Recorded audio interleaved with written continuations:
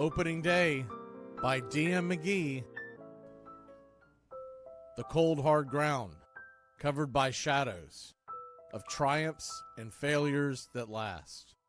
The blanket now lifted by the warm breath of spring, anticipation as the die will be cast.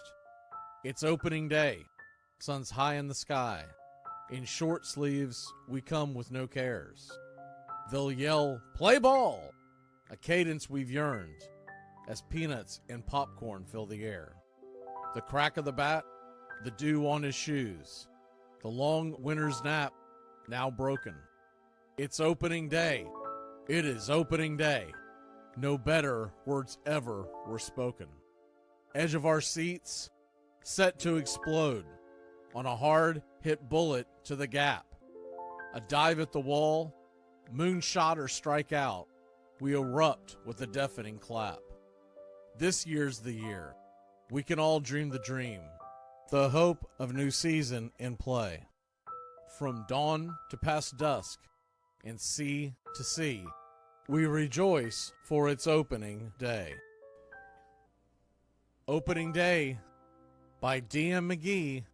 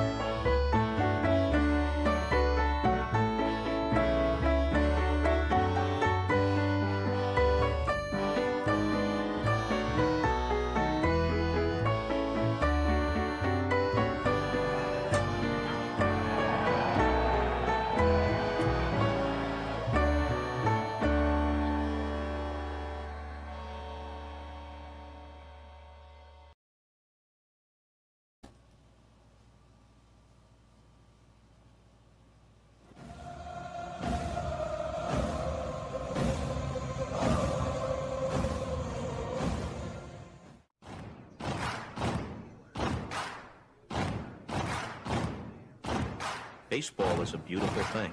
It's more beautiful in an old park. It's asymmetrical and quirky.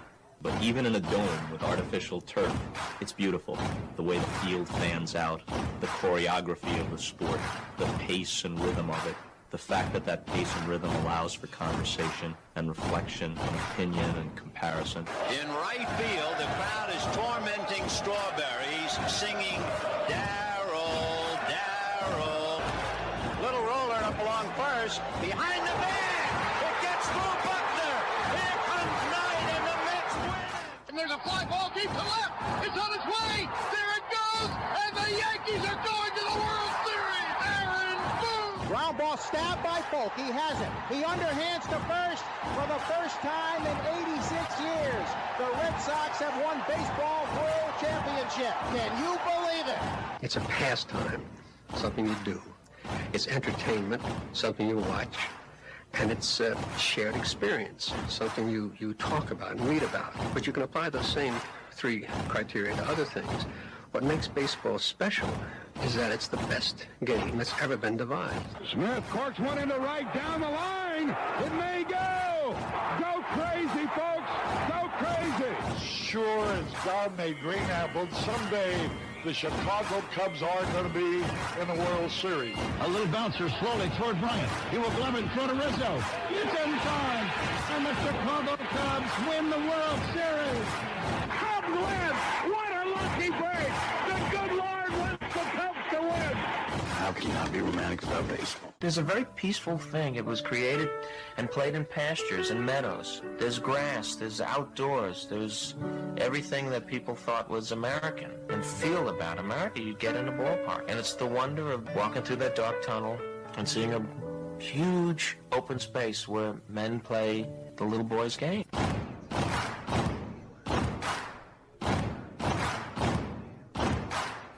People will come.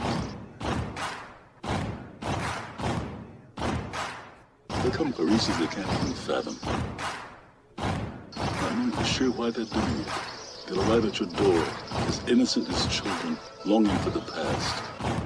They sit in shirt sleeves on a perfect afternoon. They have reserved seats somewhere along one of the baselines. Back when they were children, cheered their heroes. It'll be as if they dipped themselves in magic waters. The memories will be so thick that I've brushed them away from their faces. People will come. The one constant through all the years has been baseball. America has rolled by like an army of steamrollers. Been erased like a blackboard. Rebuilt and erased again. Baseball to mark the time. This field, this game, it's a part of our past. It reminds us of all that once was good, and it could be again. Oh, people will come. People will most definitely come. We're all told at some point in time we can no longer play the children's game. We just don't know when that's going to be. Some of us are told at 18, some of us are told at 40. But we're all told.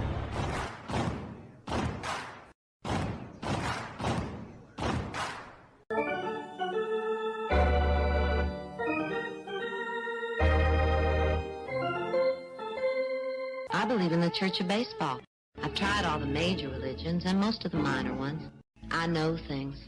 For instance, there are 108 beads in a Catholic rosary, and there are 108 stitches in a baseball. I prefer metaphysics to theology. You see, there's no guilt in baseball, and it's never boring. It's a long season, and you gotta trust it. I've tried them all, I really have. And the only church that truly feeds the soul day in, day out is the Church of Baseball. Braves coming. If there's a bigger thing going on right now, I don't know what it is. I never heard of half of these guys. And the ones I do know are way past their prime. Most of these guys never had a prime. This guy here is dead. Cross him off, then. The local press seems to think we'd save everyone a lot of time and trouble if we just went out and shot ourselves. We got uniforms and everything. You know, you might think about taking Jesus Christ as your savior instead of fooling around with all this stuff. I like him very much. He no help with curveball. You trying to say Jesus Christ can't hit a curveball?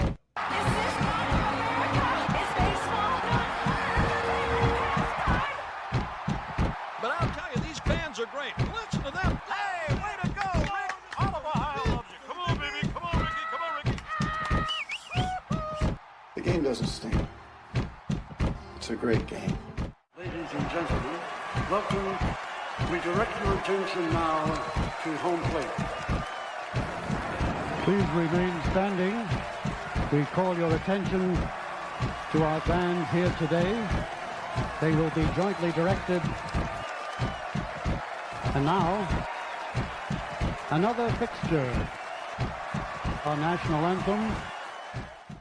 Oh, say can you see by the dawn's early light what so proudly we hailed at the twilight's last gleaming, whose broad stripes and bright stars through the perilous fight for the ramparts we once were so gallantly streaming, and the rockets red glare, the bombs bursting in air, gave proof through the night that our flag was still there.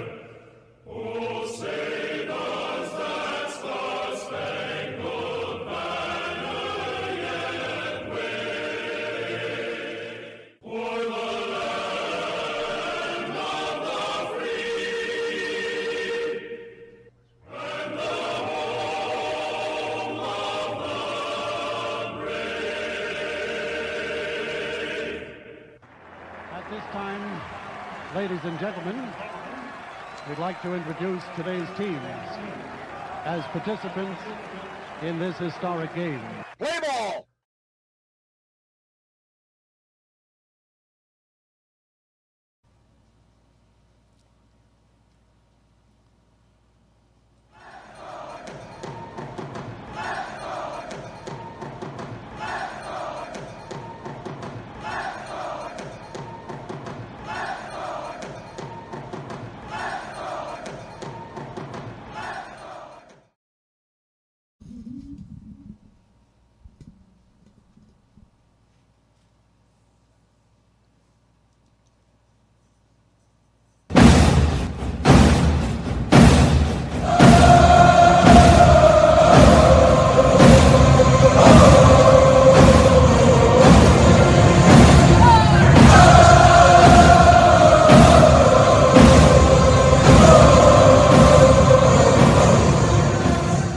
On a beer? 7 o'clock in the morning.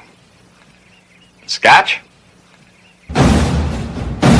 Hey, howdy, hi, and how the hell are you? Pull up an armchair, girls and boys.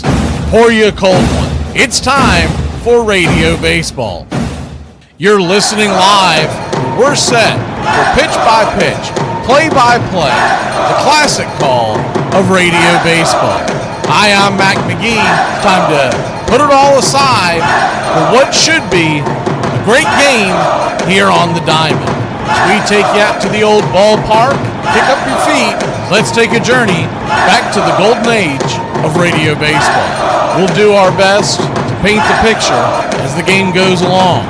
Roll call is on the way. It's time to join the country club, join in the fun. Get your game face on. We'll go over the lineups as the game moves along. Well, it's about that time. Grab you a cold one. Find you an armchair. Major League Baseball, right here on Braves Country Radio. Your modern-day superstation, bringing you pitch-by-pitch, play-by-play of your Atlanta Braves and our one-of-a-kind production. Take us anywhere you go for over 300 play-by-play games right here on the BCR. Please like and subscribe today. Don't forget to hype the videos. It helps the smaller stations to bring folks in so we can all root this great game on together. Join the country club today, and a special thanks to all the members in the country club. You help support the BCR.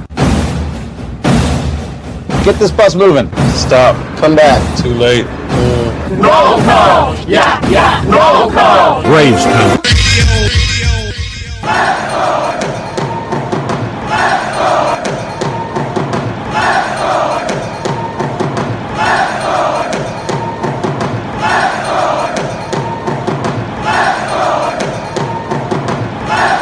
Good afternoon, y'all.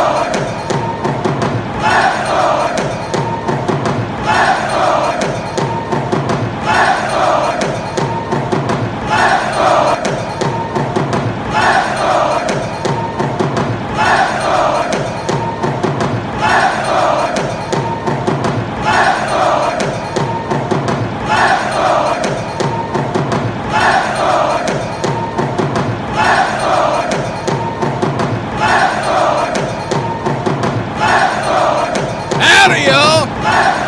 Muchachos, boys and girls, friends and fam. Good to see folks in the chat today.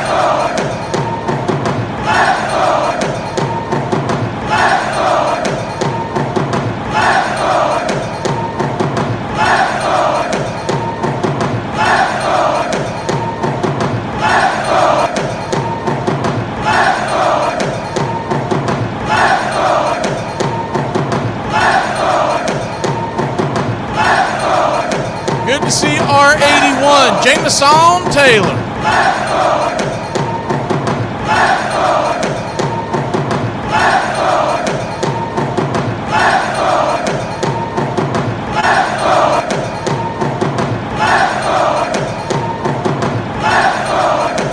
Royal Peter. Nathaniel Brooks, my man, where you been? Hadn't seen y'all all season, sir.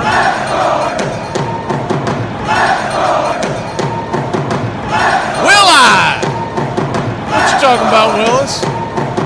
YouTube handler, Gary the Real McCoy.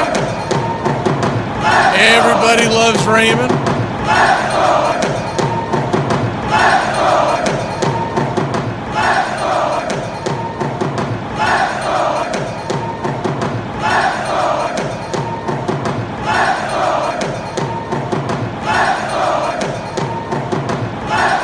Braden.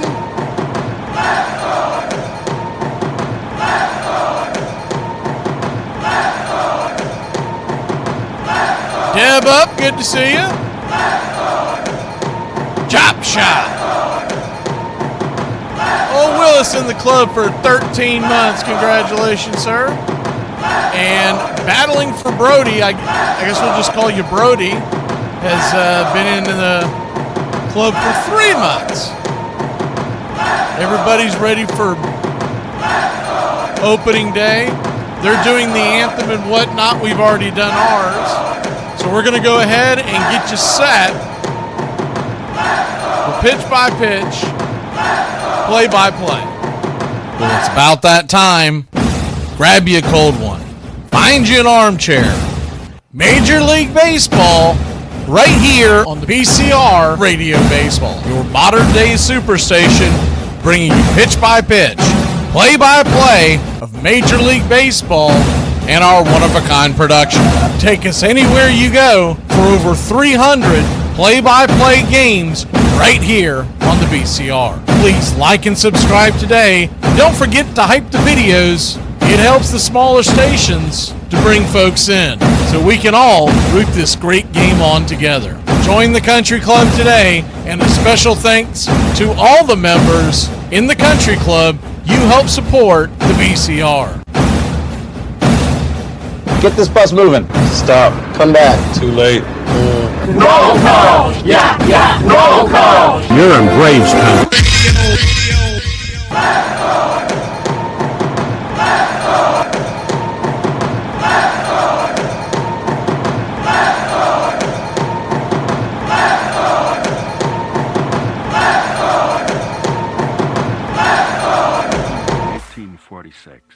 In our sundown perambulations of late through the outer parts of Brooklyn, we have observed several parties of youngsters playing base, a certain game of ball.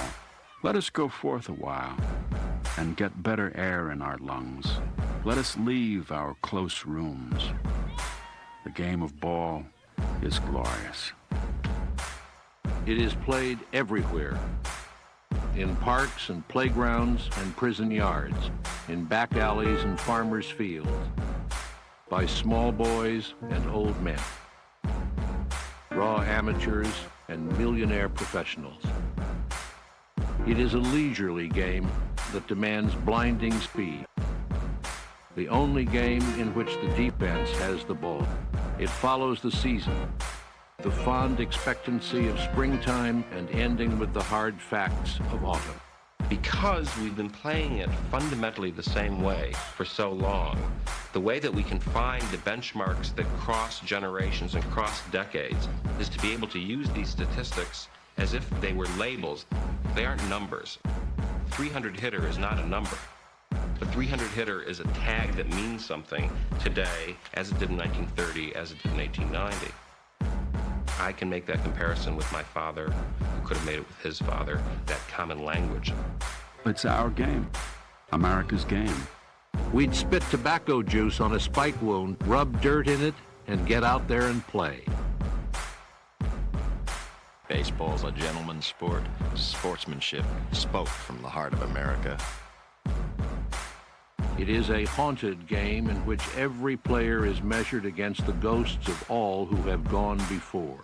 Most of all, it is about time and timelessness, speed and grace, failure and loss, imperishable hope, and coming home. Somebody sat down and said, hey, it ought to be 90 feet. If it were 88 feet, the game would be very different. Think of the double plays. If it were 94 feet, batting averages would drop remarkably.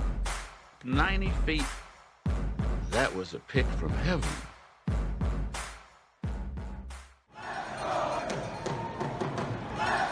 This is a reminder. Disorderly conduct will not be tolerated. Please respect your fellow fan and refrain from any unruly behavior. Failure to comply with these guidelines will result in ejection.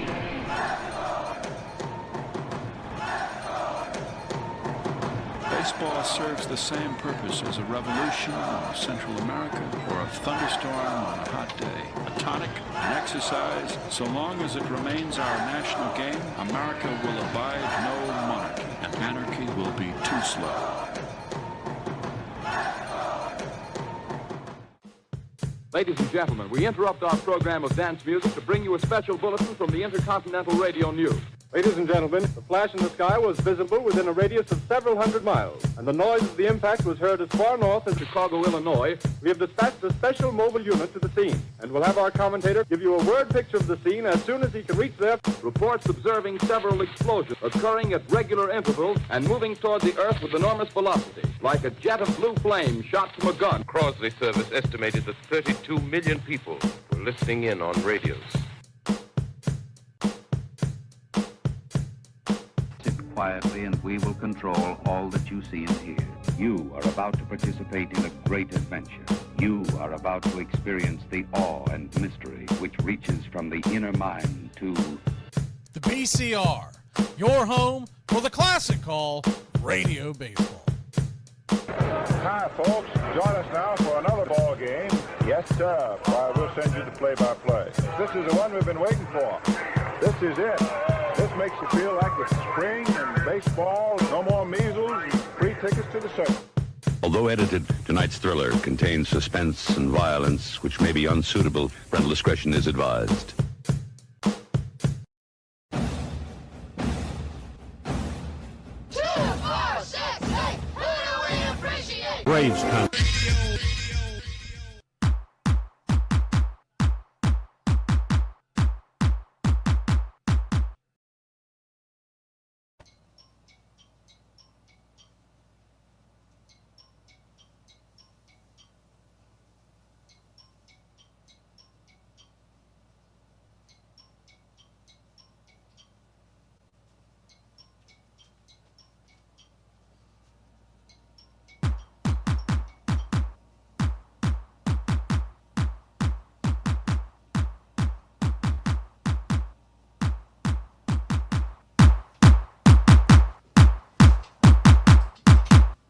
Welcome in.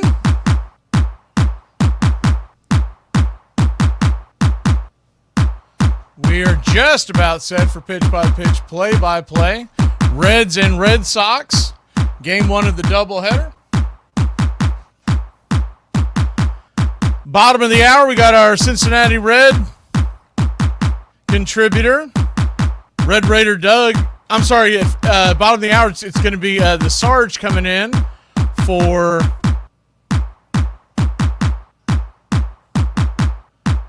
Boston Red Sox, and then the Cincinnati Reds contributor is coming in at the top of the next hour.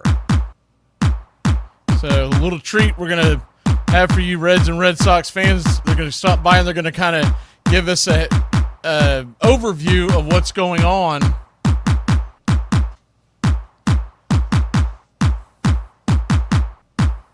Just moments away from first pitch. I don't believe we're going to have the delay we had last night, the Yankees game, because I've seen them already do their intros.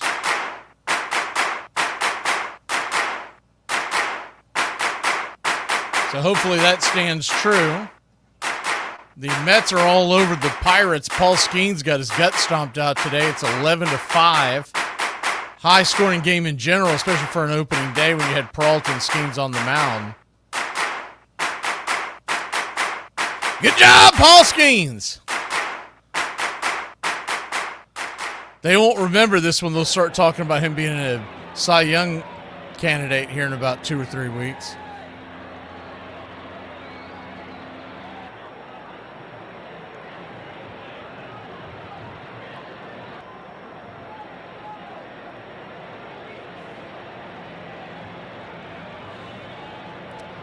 But anywho, we are just about set. We're waiting for them to come in and throw the first pitch. It's going to be Abbott versus Crochet.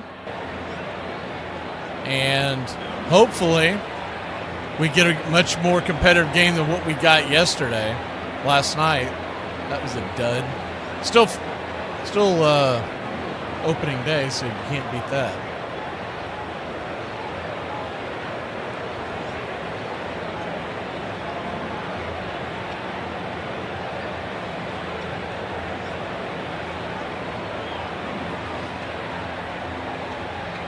Leading off for the Boston Red Sox, Roman Anthony playing left field. Batting second, playing short, Trevor Story. Jarren Duran will be batting third, the designated hitter.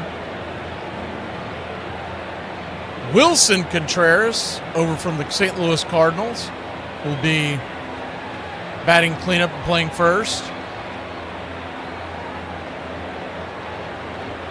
Caleb Durbin batting fifth and at third. Wilyer Abreu, who had a really big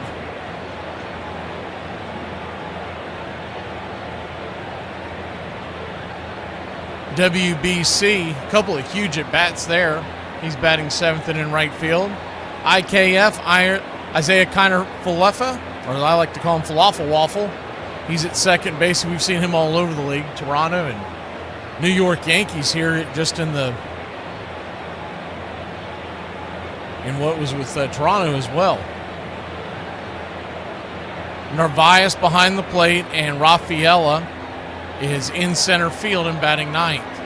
Left to right across the outfield for the Cincinnati Reds. There's a little bit of a delay, but they should be getting it going here pretty soon. You know how opening days are. Spencer Steer will be in left field for the Cincinnati Reds. Left to right across the outfield, it'll be Steer, Friedel, and Marte. Round the horn, third to first, it'll be Hayes, Ellie De La Cruz, McLean, and Sal Stewart, the youngster. Everyone keep an eye on that phenom. And Stevenson's behind the plate, old Georgia boy. Abbott is on the bump.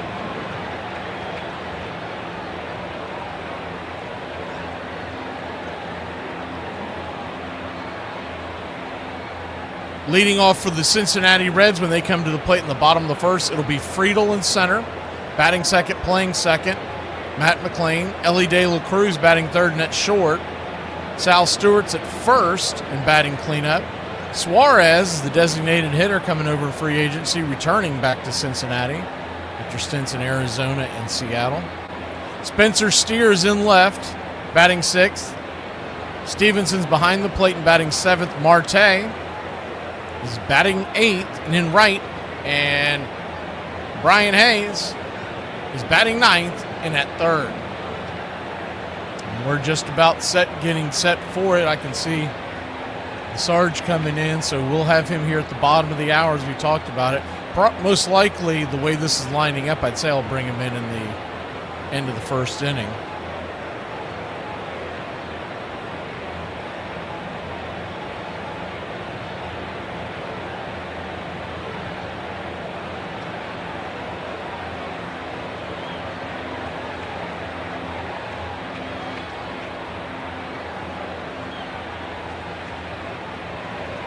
Andrew Abbott, the left-hander, has a four-seam fastball that he throws 47% of the time. And he was 10-7 with the ERA of 2.87 last year, 149 strikeouts and 166 innings. So he'll get his strikeouts, but he's not really a strikeout guy in today's day and age. 20% of the time you'll see the changeup, 15% the curve, and the sweeper at 14%. And we are just about set as we bring in the 3D. And, well, a little premature, I guess they're not ready. So we'll get, as soon as they're ready. And here we go. First pitch on the way to Anthony is swung on. That ball's roasted up the middle. It is a worm burner, and the Boston Red Sox have the leadoff runner on.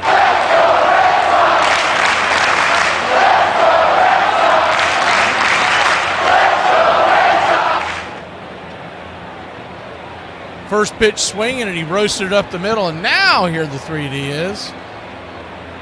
So they had some kind of glitch going on in Cincinnati. Bring it in here in the 1 second as soon as we share it. First pitch on the way, lefty-righty matchup to Story. Right down the pipe for a strike, it's 0-1.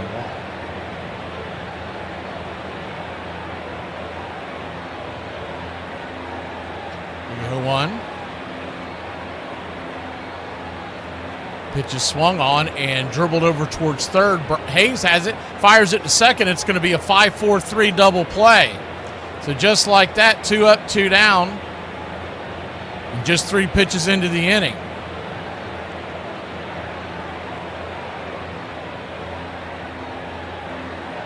We got the 3D coming, so for those of y'all wanting to know who the scoreboard is and whatnot, it's on the way.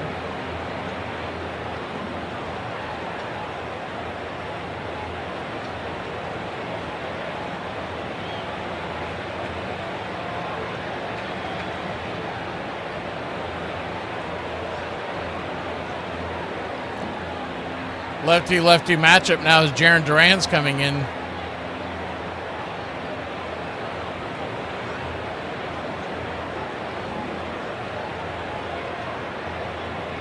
First pitch on the way, swung on and dribbled over towards first, and he is safe. The Reds thought he was out.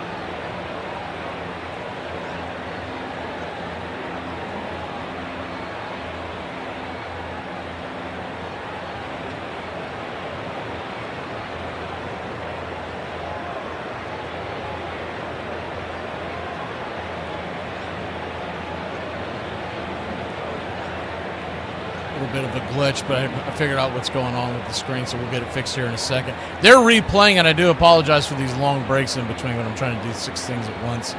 My folks that normally help me run this thing are elsewhere. Replaying it, and they're challenging it. It looks like, I mean, that's a dead even heat. It looks like they're either going to be safe or it's going to be tie goes to the runner. So you either beat it or it's a tie.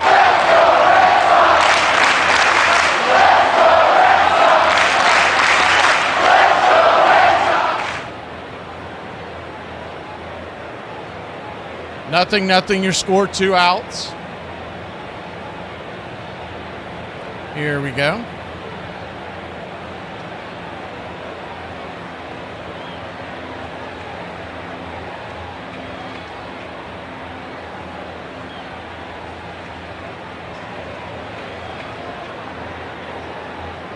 We'll fix that screen at the break. And his foot's hitting the bag just as the ball's hitting the back, just as the ball's coming into the mitt. So this is going to be a close play here. But the original call was safe is the main thing that you have to pay attention to.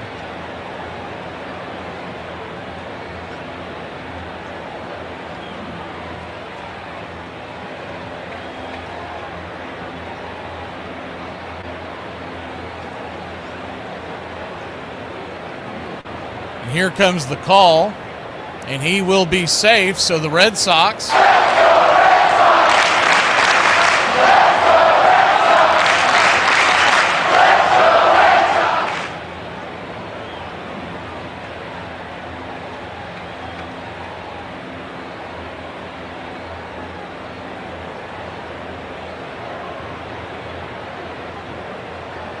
fix that screen at the break. Like I said, we're having technical issues. I can only do 6 things at once. Lefty-righty matchup. Abbott up against Contreras. And Abbott will flip it over to first real quick. 2 outs, 1 on. 0-0 your score.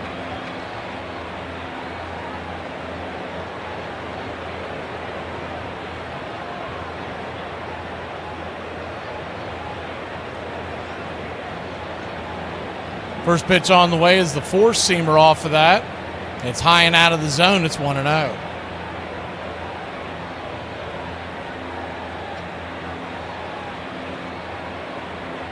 1-0.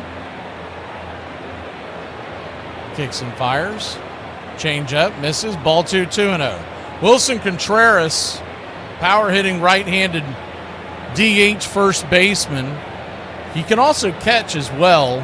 It doesn't do it as much anymore as the 2-0 pitch. High and out of the zone. Runner goes, throw down to second base. Looks like they may have got him. No, he is in there, and it's a stolen base, and they're in scoring position. Good jump there by Duran. Man, that is close. From the naked eye, he looked out at the beginning, but they called him safe. They've already blown their challenge.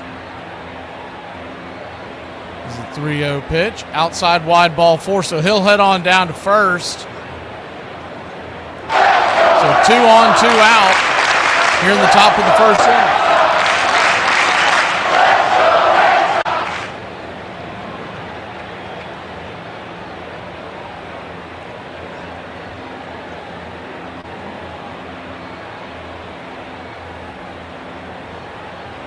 Two on, 2 out.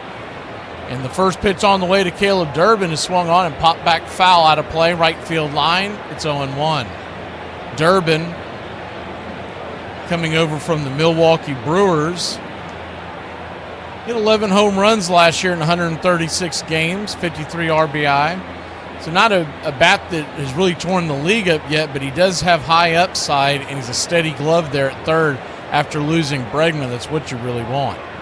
The 0-1 pitch. Swing, chops it over to second. This should get the Reds out of the inning. 4-3, you're put out, and that'll end the inning. We'll be back in a flash. The Cincinnati Reds will hit the sticks, and when we return, we'll bring in the Sarge.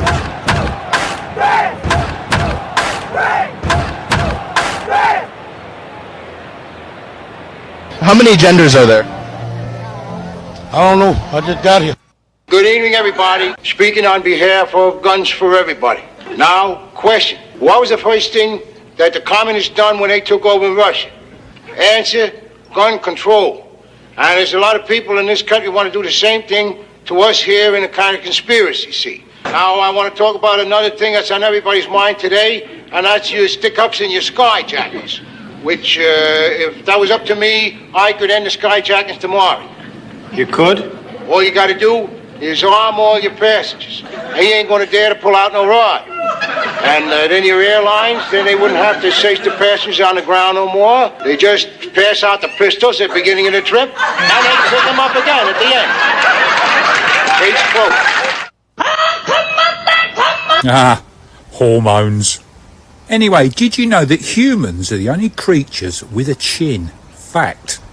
Although Boston had introduced some promising young stars in the early 60s, the fans were not pouring into Fenway. First 6 years here with the Red Sox, we finished last and next to last. We only drew 600,000 people a year. Attendance in 65 was the lowest in 20 years, and it didn't get much better when Boston endured its 8th straight losing season 1 year later. The old sofa at Grandma's house, that people would gladly have tossed it out. That's the climate in which the 67 Red Sox began their season. But that season would evolve into the impossible dream come true at Fenway, starting with a bold prediction from rookie skipper Dick Williams. I honestly think we'll win more ball games than we lose. Carl Yastrzemski got caught up in the wave of optimism and proceeded to have one of the greatest seasons any player's ever had. Seeing that season as if Carl was up to bat every single time you needed something to happen. Holy cow, did he pop that ball out there? Welcome back. I like your lip gloss. Thank you. It's taco grease. First pitch from Garrett Crochet to TJ Friedel's right there, first strike. It's 0-1. Lefty-lefty matchup. The 0-1 pitch. Swung on, chopped over to first. And it's a easy put out to start the inning. G3 in your scorecard, 1 away. Waiting for the Sarge to read the note that I sent him several minutes ago. Once he figures that out, we'll bring him on. Texted it to him as well. I believe he can hear me. Lefty-righty here is Garrett Crochet. First pitch swinging by McLean. Pops it up high into left field. And underneath it, making the catch in left field, is Anthony.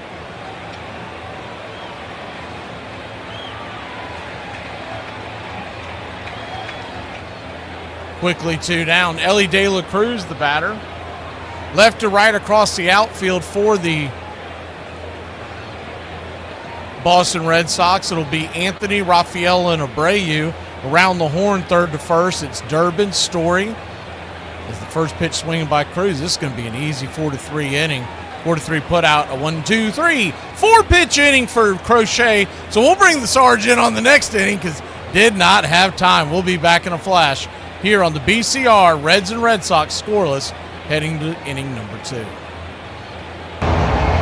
telling you, I said like an old man. Who granddaddy you is? Look at this. Then he got his hands the same. It ain't comfortable. It is comfortable. I ain't gonna lie. Ain't no way that comfortable. No, try it. Try it. Bro. I'm telling you. Yeah! I'm not even gonna lie to y'all. I really don't know the last time I sat and watched a full basketball game. Basketball has become so all about scoring the three-pointer and shooting the threes or whatever. Like, every team runs the same offense. Drive and kick. Like, basketball has honestly become very boring. I'm a basketball player. I played basketball my whole entire life. Now, I'm 32 years old. You know, I play like here and there and whatnot. Might join a little rec league every now and then. Playing will always be fun. Watching the NBA has gotten boring, repetitive. Was that a cough? It's a little tickle in my No, that was a cough. No, it's not. You need to go home. I'm not contagious. No. It's chronic bronchitis. Stop! Hands in, the bat out, and bang. Does he ever unload when he swings that bat? Offensively as well as defensively. That's going to be great catch by Yastrzemski. He did what I've never watched any player do, no matter who he was. The guardian of the Green Monster was toying with a triple crown, and he wasn't the only one having a fine year. You cannot pitch this fellow one way. Even though Yaz was in the midst of this historic season, Tony C was having a nice, solid Tony C year. High fly ball to left field. Into the netting for a home run. 20 home runs and 67 runs batted in on the evening of August 18th, 1967.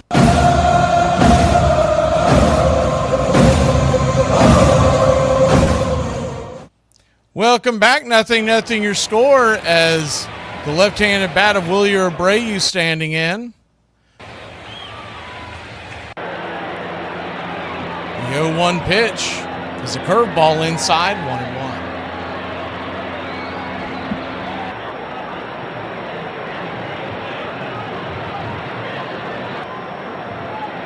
1-1 count, swing, pops it up. High down the left field line, bending out of play. Hayes gave it a go, but couldn't get to it. It's 1-2.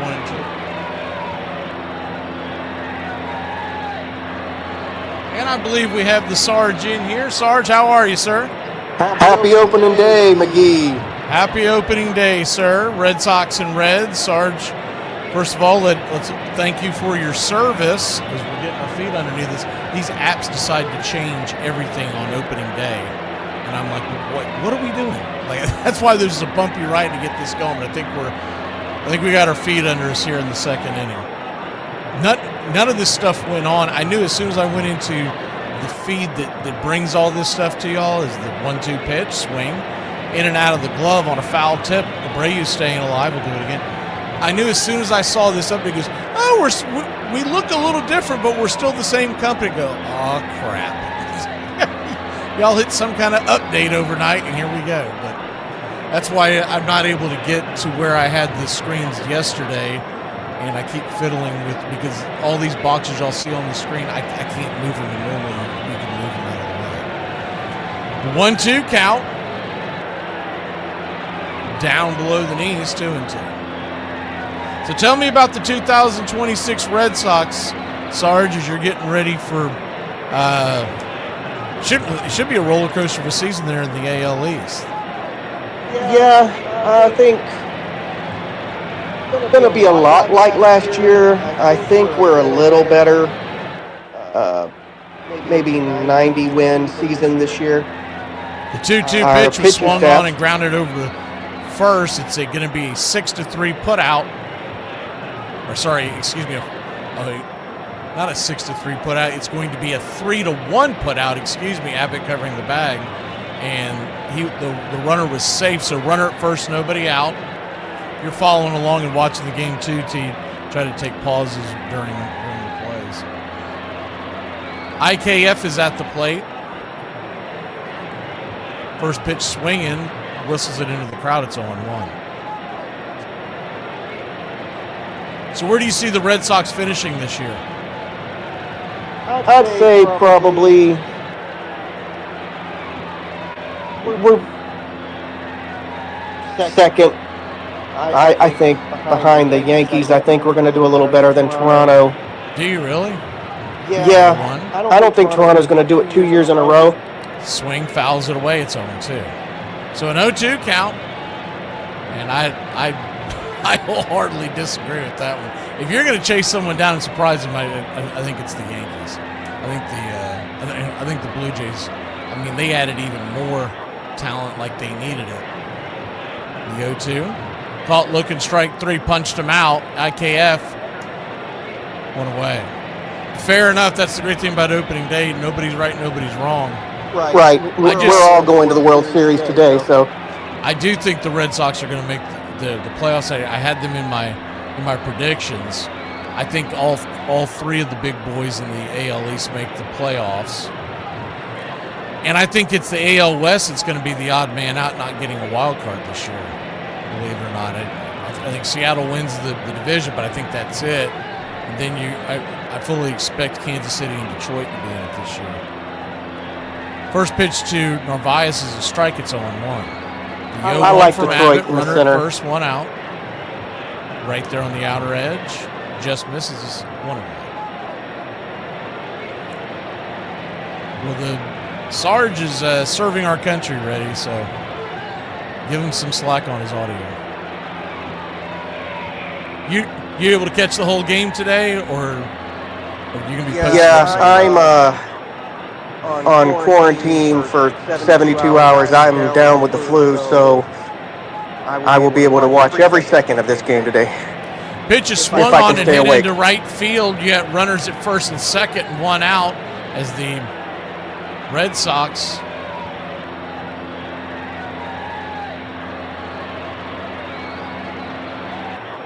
we're going to go ahead and put this on the action cam so you can see what's going on above the screen.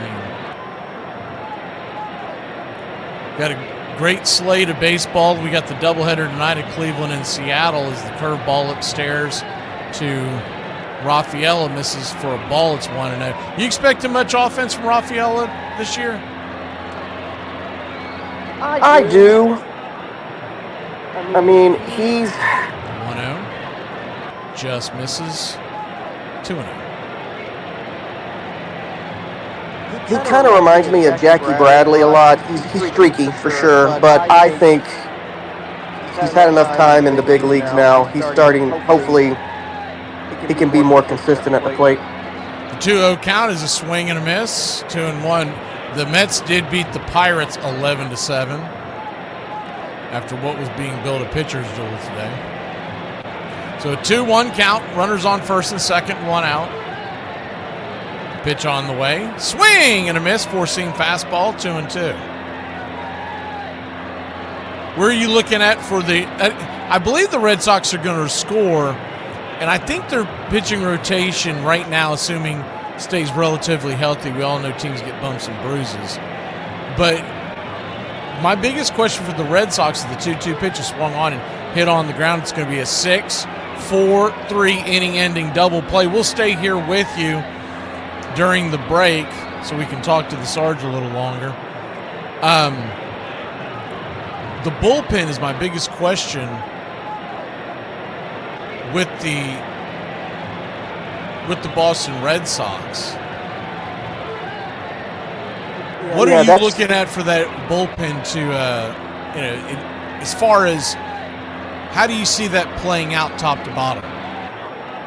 That's the question of the season right there. They added a few arms. I mean, our closing position is set, obviously, but I mean, we got Whitlock who does well, and we've got some good arms, don't get me wrong, but there are some question marks. And we just have to wait and see, who's on this year and who's kind of what in the bed. Closer going to be Chapman again, I would assume. Yep. Where are you looking at for your for the depth at the back end of that bullpen? I mean, Whitlock is probably going to be the guy for a while. He did so well in the WBC. I think at the beginning of the season, since his arm's already ramped up and everything, that's probably going to be where Cora leans on for a while. And I'm trying to think of the name of the guy that we brought over just a little bit ago, but I haven't seen, he came from the Brewers. I haven't really seen that guy pitch, so I don't know, but that's who Cora was talking about. But I think Whitlock is our guy right now. I know they're expecting big things from Connolly early. He made the opening rotation. I actually scooped him up in a couple of fantasy leagues. But 6'3" left-hander, 195-pounder. What have you seen from him in the spring? Well, he had the best spring out of all the starting pitchers, including Crochet. Yeah, Crochet kind of surprised everybody with not striking out a lot of guys as we are back to the action. Bottom of the second inning, first pitch from Crochet to Stewart is down and in for a ball. It's 1-0. I saw a quote from Crochet when they asked him about his lack of strikeouts in the spring as the 1-0 pitch, swing, fouls it away, 93 coming in, it's 1-1. And he claimed that he wasn't necessarily using the same pitch selection he would use in a regular season game, right? Which is what he was attributing to the fact that he threw 14 innings and only 8 strikeouts, whereas the year before it was a flip-flop of that as the 1-1, checks it, foul down the line, it's 1-2. I was just wondering if there's a lot of worry in Red Sox Nation about Crochet being able to deliver the strikeouts. If there is, I haven't heard it, and I'm not too worried about spring training stats with a veteran like him. He's an ace. The 1-2 pitch, swing, Stewart slaps it into left center field. And speaking of the young phenoms, the Cincinnati Reds have a runner at second base and nobody out. A leadoff double by Big Sal Stewart, and he has been a topic of conversation all throughout Major League Baseball, and he gets it going with the double. Yeah, that kid's going to be good. Yeah, he absolutely slapped that ball. I haven't had a chance to watch him much because of my schedule and not being able to see them. But it's the first pitch on the way to it's a four-seam fastball. Swing and a miss by Suarez. It's 0-1. The 0-1. Kicks and fires, swing, pops it up. High down the right field line. Should be an F9 in your scorecard. It is. Abreu fires it into the infield, but Stewart will stay put. One down. Of all the bats that the Boston Red Sox have in this lineup this year, who are you biggest on this year? Roman Anthony. You think he'll be the team MVP? I think so. Yeah. I'll tell you what, man, that Jarren Duran really impressed me in the WBC. Hey, I've always been on Team Duran. I do. I love the guy. I'm glad we didn't trade him. William Abreu tore it up in the WBC, but Roman Anthony's my guy. Yeah, I've been impressed with his ability, and also some of the interviews that I've seen from him is the first pitch from Crochet to Steer is high and out of the zone. It's 1-0. Runner at second, 1 out, 0-0 your score, bottom of the second. We're here with the Sarge. He was a big-time Boston Red Sox fan and currently serving our country for the U.S. Army as the 1-0, high and out of the zone, 2-0. Jarren Duran, look, I know there's been some questions about his defense, and I know that there's been other questions about William Abreu and can he fit lefties. But I think that outfield offensively is as good as anybody in baseball. As the 2-0 misses inside, ball 3-3. Yeah, I agree.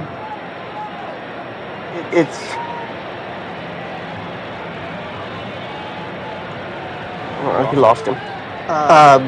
3-0 count. Lefty-righty matchup.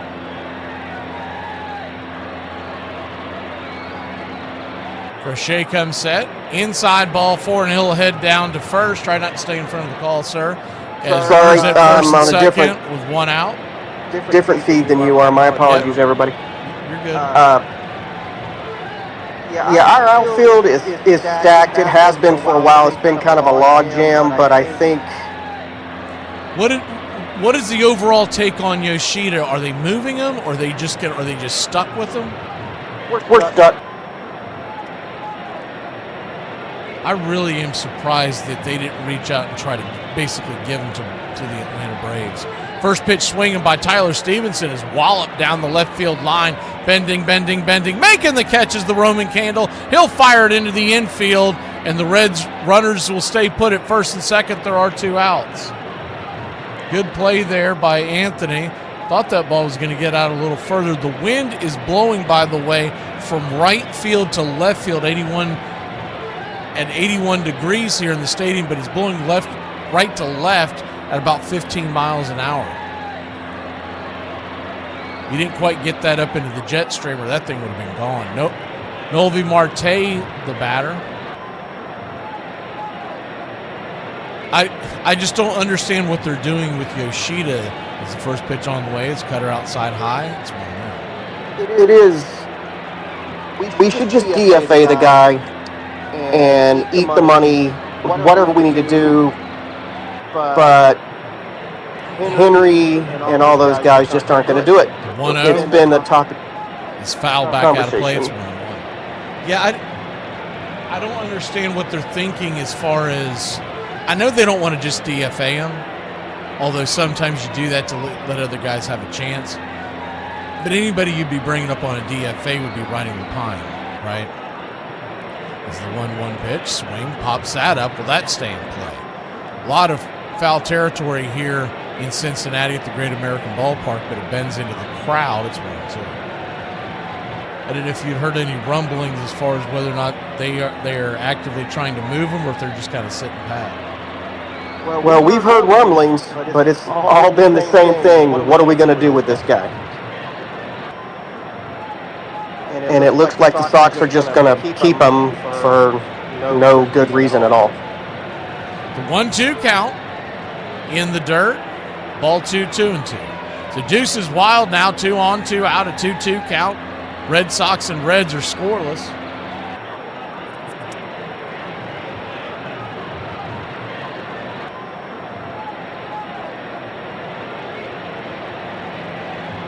Reds lineup making Crochet work a little bit this inning. The 2-2 pitch. Swing. Fouls it away. Yeah, both teams went down very quickly in the first inning, but here Crochet is up to 20 pitches. Now still a very low number if he can get out of it here. But he is working a little bit more than he had to in the first. The 2-2 pitch. Swing. Fouls it up. No, that's a strike 3. Okay, I thought he got a piece of it. I guess he didn't. We'll head to break. It's 0-0 going to the top of the third. The Sarge, we'll keep you here during the break, and then we'll let you go. I know you're a little bit under the weather. So predictions for your Boston Red Sox this year, just overall, as far as the not as far as individuals, but as far as an overall team. How far do you think this team can get into October? I think we're probably going to be right around the same place as last year, exception of last year we didn't have the pitching to close out the Yankees, and I think we've improved enough in that area, barring injuries, of course, and all that. I think we can make it to one more level. We're not a World Series team. Under no illusions of that, unless we catch lightning in a bottle or something like that. But I think we go a game or two further in the postseason, and then hopefully that'll be enough to motivate ownership to go out and get us the big bat that we're lacking. What position would you like to fix more than anything else right now? If I could give you a magic wand, and I'm not saying you got to give me the player, but give me I would say catcher and third or first. I mean, how many answers can I have? See, I can already see a trade coming into the mix where the Red Sox give away Yoshida, and we got to have a little bit more than that, but we give you Sean Murphy, because we're kind of deep at catcher right now with Drake Baldwin. Lefty-lefty matchup starts the inning. Any last words before you take off here? No, sir. Let's have a good season, boys. It's good to see you again, Dave. Take care of yourself, buddy. All right, brother. Appreciate you stopping in, and thank you for your service. All right, buddy. See you soon. Pitch in the dirt here to start the top of the third is 0-0 your score. Roman Anthony, as we go back to the top of the order, it's 1-1. The 1-1 from Abbott. Swings, slices it foul. It's 1-2.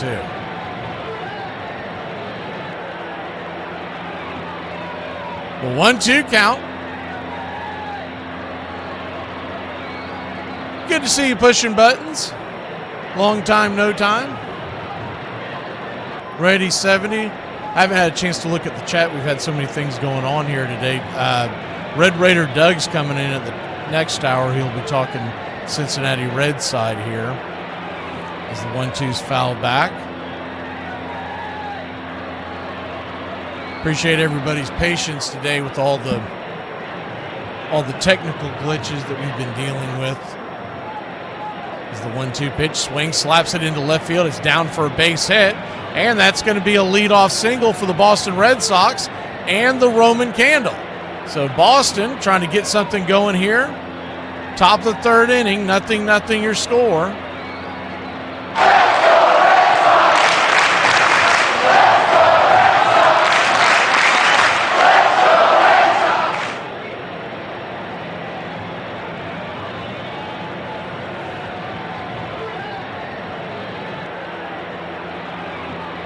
Lefty-righty matchup. First pitch on the way to Story, and he'll slap it towards left, drifting back, making the catch just before the warning track is steer for out number 1. 33 pitches into the game for Abbott, so he's pretty good on that front. They've got that sun that the outfielders are having to fight that's coming in over the first base side. So anything hit where you're drifting to your left, the sun's right in your face. There are shadows in between home and the pitcher's mound. As the first pitch on the way to Jaron Duran is right there for a strike. It's 0-1.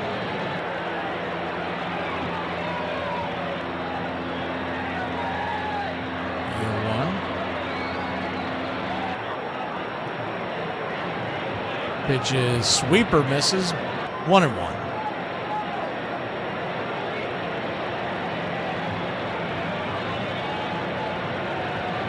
One count.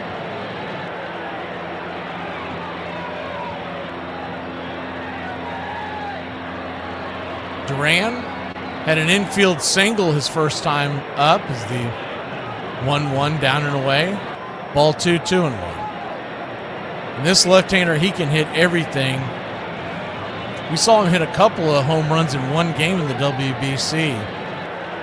He was a guy that they at one point were, the 2-1 pitch, swing, pops it up high in the sky. Ellie De La Cruz camping underneath it. His feet just touching grass, and that'll be F6 in your scorecard. Can of corn, 2 down. But that's a guy that they were talking about trading a couple of springs ago before he really developed into the great hitter he was. And man, anyone that was watching Braves Country Today at the time know that I was banging the desk saying, go get him Atlanta. This is before we had signed Profar. This is, I guess this was the 2024 offseason, I believe it was. It was the 1-0, misses high and out of the zone. Nothing, your score. Now, we ended up getting Chris Sale from him. But there was talks at the time that they might have been looking for like a super trade at that time. We might have been able to get Sale and Duran at the time because of Yoshida coming in. Yoshida just never panned out. The free agent coming over from overseas. It's the 2-0 count. Right there at the knees. Change up. 2-1.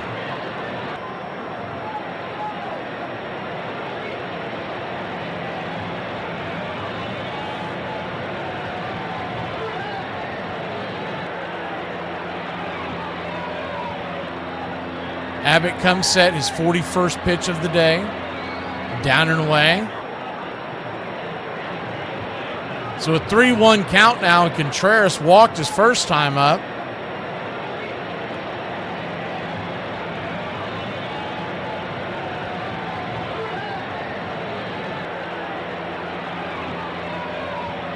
The 3-1 pitch, swing, fouls it away, full count.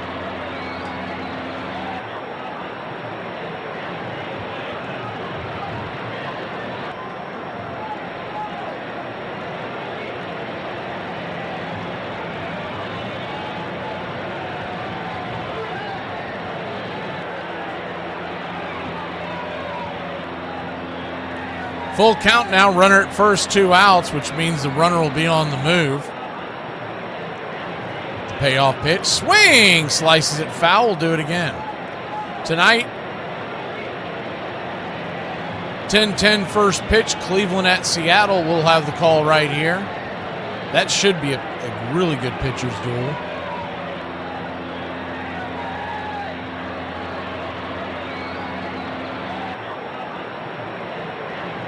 Payoff pitch, swing, chops it over towards short. Ellie's got it, has plenty of time, flips it to first, 6-3 on the putout, and that'll end the inning.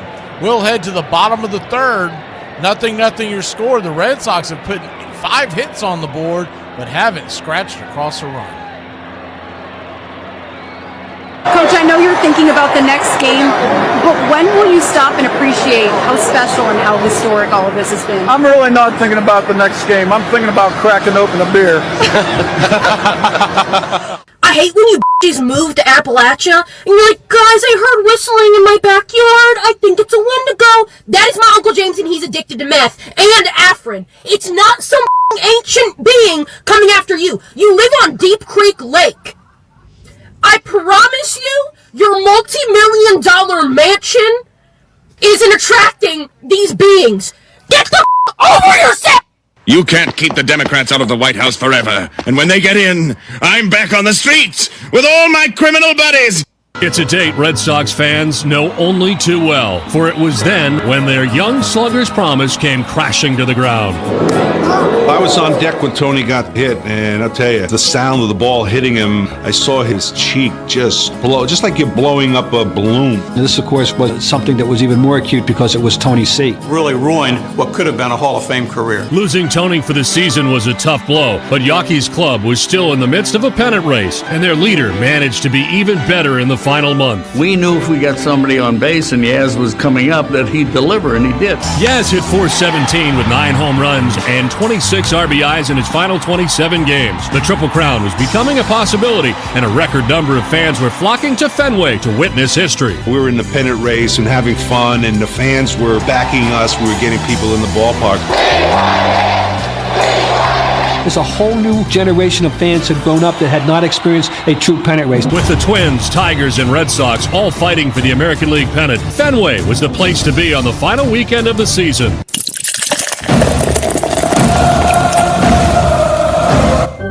Welcome back. First pitch from Garrett Crochet is right upstairs. Misses high for a ball. It's 1-0. 1-0. Lefty, righty, Crochet bringing it. Four-seam fastball, 96 miles an hour. Misses ball 2, 2-0. 2-0 count. Crochet winds and deals, and that pitch, cutter misses. Now they're going to call that a strike. Okay, 2-1. Just hit the other outer edge. I didn't know if Narvaez may think about challenging that. 2-1 pitch. Swing, fouls it away. 2-2.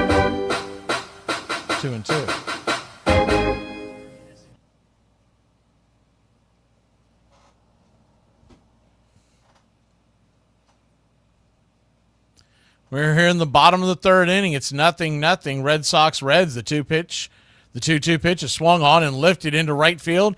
Drifting over, making the easy catches of Abreu for out number 1. They've mentioned with Abreu this year that he's going to see many more at-bats versus left-handers, and we see that already getting the opening day nod against Abbott. For folks who haven't followed the Red Sox, he typically has been a true platoon where he didn't get the start against left-handers. They would give it to Yoshida, but Yoshida's numbers just haven't warranted it. First pitch from Crochet to TJ Friedel, swung on and lifted towards the outfield. Running back, making the jumping catch is Trevor Story. Toy Story. It was a good running catch in shallow center field, 2 down. He made that look easy.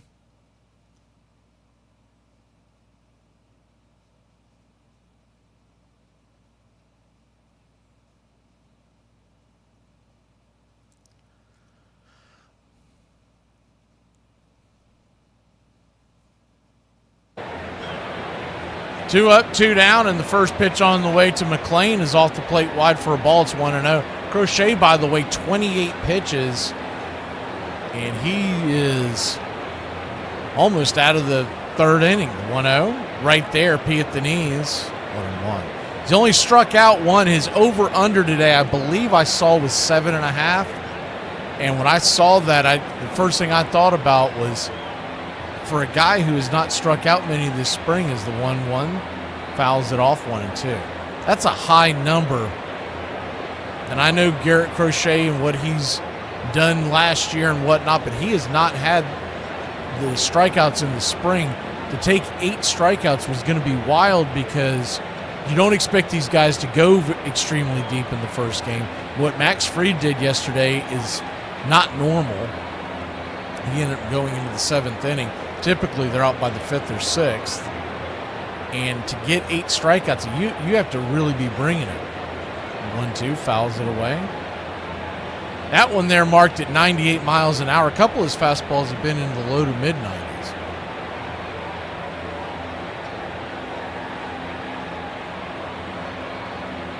1-2 count. Misses high, 2-2.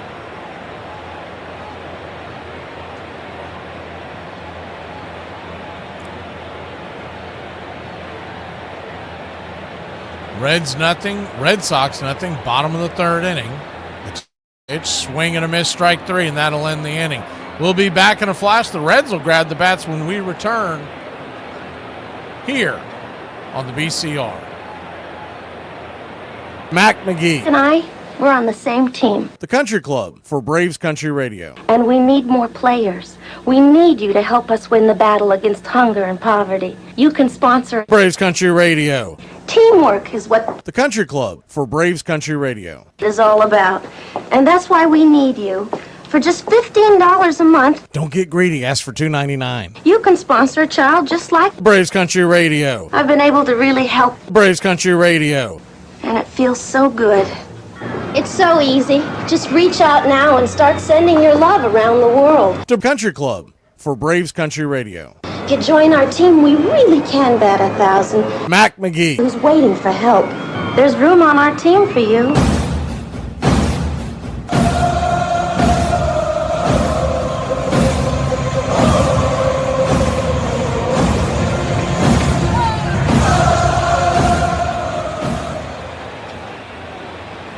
Welcome back, and welcoming into our opening day telecast is Red Raider Doug. Doug, how are you, sir? Oh, doing great. I just love this opening day game at right here in Cincinnati. The Reds are an interesting team to me because I've been listening to one of their podcasts in the off season. I think it's Locked On Reds. I think that's what I'm listening to. I get blurps of it like on my TikTok feed and whatnot, and I've been following them, so I listened to quite a bit of what they've been saying. And I just want to get your take on it because you've been a Reds fan since the 70s.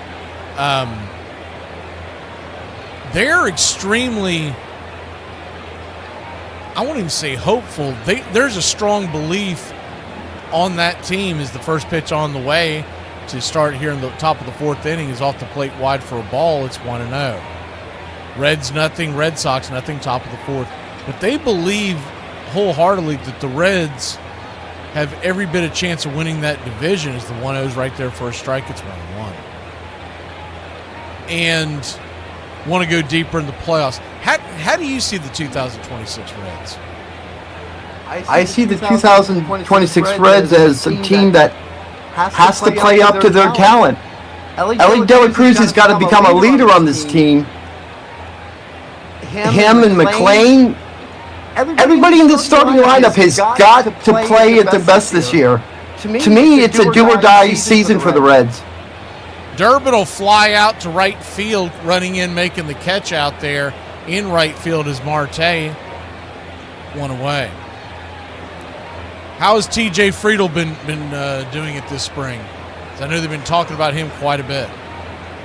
He's had a pretty good spring. You're always going to see Friedel hit the top of the order, especially against left-handed pitching. Which he usually does well against. There's an 0-1 count on Abreu as the ball rolls away, so slight delay in the action. 0-0 your score. And then the other thing that I just keep look, first of all, most of the Reds tore it up in the spring, but most teams that play out in the Cactus League had big springs because that's just the way the ball goes out there, right?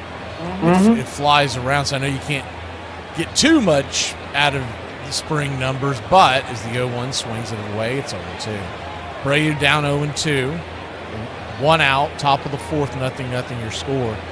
But Matt McClain, when they headed into this spring, or the spring coverage on the, I think it was Locked On Reds. I could be misspeaking on that. As the 0-2 pitch swing, slices it over to short, and Ellie De La Cruz fires it to first, 6-3, one away.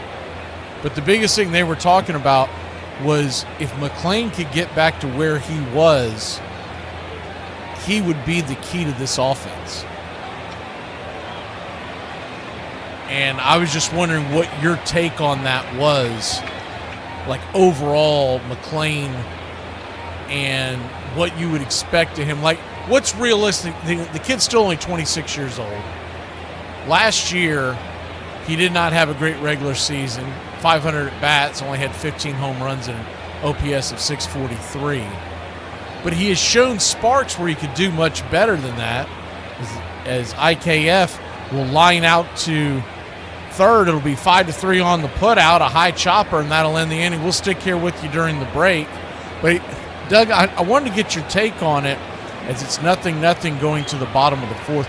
I want to get your take on this as far as what you expect out of McClain, because in 2023, he had 16 home runs on what was almost 200 less at bats. He had an OPS of 864, and then he had the injury. It doesn't seem like he's ever been the same. No, he hasn't been the same. And for the Reds to have a successful season this year, he's got to at least get back to that 2023 form. So far in spring training, he's probably had the best spring training of any Red in the history of the franchise. So coming into this game, I'm hoping into this series anyway. He's got to be one of the leaders on the offense. I've always liked it. It's funny, there for a while, and it was because they came up around the same time. They both had multiple position eligibilities in our fantasy leagues. I used to get him and Spencer Steer confused all the damn time. And then TJ Friedel came in to the mix like, I don't know who the hell's who. I just know that I would look at the names, and then the first I identify that I would get this when they all first came up, but I would figure it out by who was hot and who was not, right? Mm-hmm. But McClain, I mean, if he puts together the kind of year that, and look, we already said the Cactus League is inflated numbers, but he was tearing it up in the Cactus League,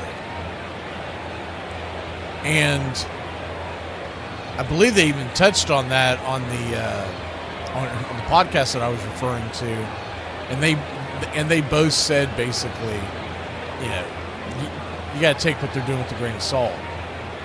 But your take on that whole thing, as far as if you got Friedel and McClain and then Ellie De La Cruz, who is coming to the plate here, lefty-righty matchup, first pitch swinging, when you start the bottom of the fourth inning, 95,000 in the crowd, it's 0-1. If you can get Friedel and McClain, somebody on base, when Ellie comes to the plate, that can be a game changer. Yes.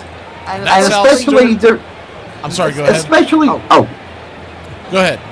all I'm saying, especially because there's another young man that we're going to see right after Cruz bats named Sal Stewart. That kid has got a lot of power, and if that kid can hit as much as I know he can hit, it's going to be lights out for Cruz and McClain. It's going to make their seasons easier and make them look a lot better as well too.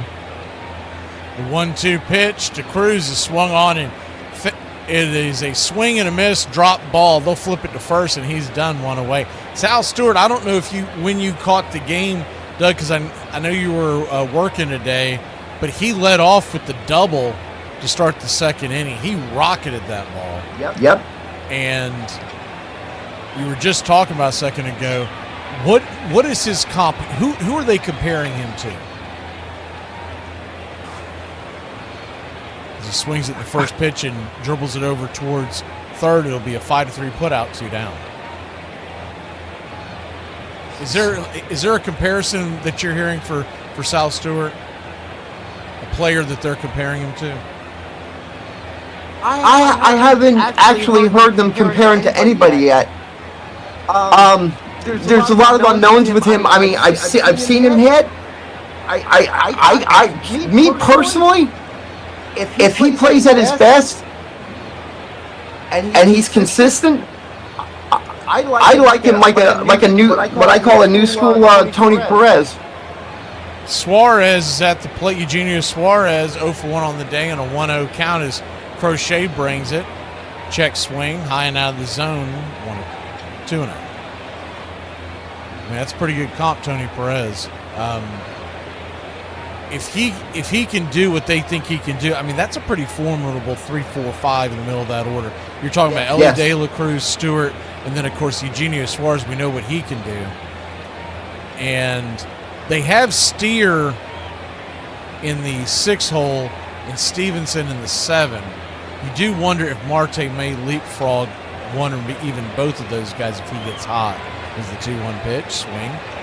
Lifts it down the left field side, but it'll foul and out of play, 2-2. Well, I was just going to say real quick that with Steer's always going to bat 6 or 7 against left-handed pitchers, so you're always going to see that during the season with him. Right, but when you don't have a left-hander like Crochet on the mound, where do you typically see him at in your lineup? Marte would move up. Steer might be designated hitter at best. I mean, he's kind of a Swiss Army knife guy, so they can have him playing anywhere. But he would be probably in the bottom of the batting rotation against right-handers. Gotcha. The 2-2 pitch, check swing, bangs it off his bat, almost hit him in the hand. I don't think anyone's going to hit below Brian Hayes. That poor kid. Man, he's got a glove. He's got a beautiful glove. He's fun to watch defensively. And it really does dumbfound me as the 2-2 pitch is. They're going to challenge this. That looked like a strike. They called it a ball. So we're going to get our first ABS challenge of the game, I believe. I have not seen one registered yet. I'm trying to keep up with it. And the Red Sox do get their challenge. So they'll keep both challenges. And say, 75% of that ball was in the zone? So that'll end the inning. We'll stick here with you. We're heading to the top of the 5th inning. We'll give Doug one last inning. And I know we've been doing taking the 5th. We'll do that in the middle of the 5th inning. We'll hang out with Doug here for one last half inning. Other thoughts on the Reds this year? When I look at the Reds, the biggest unknown factor to me is how you're going to build that bullpen when you get a lead. I know you got the injury to Lodolo, but it doesn't appear that that's going to be as bad as it once thought when they first got the blister. So, what do you think? He misses 1, maybe 2 starts. With Lodolo, I think he'll be back for the second start. He'll just miss this start. Okay. I wasn't sure if they ever landed on that because at first, I mean, the sky was falling in the fantasy baseball circles when the injury came out, and so I had to rush over to look and see what happened to him. I don't know if it was a hamstring or a oblique or what. I mean, blister. I'm like, oh my God, you act like the man's been shot or something.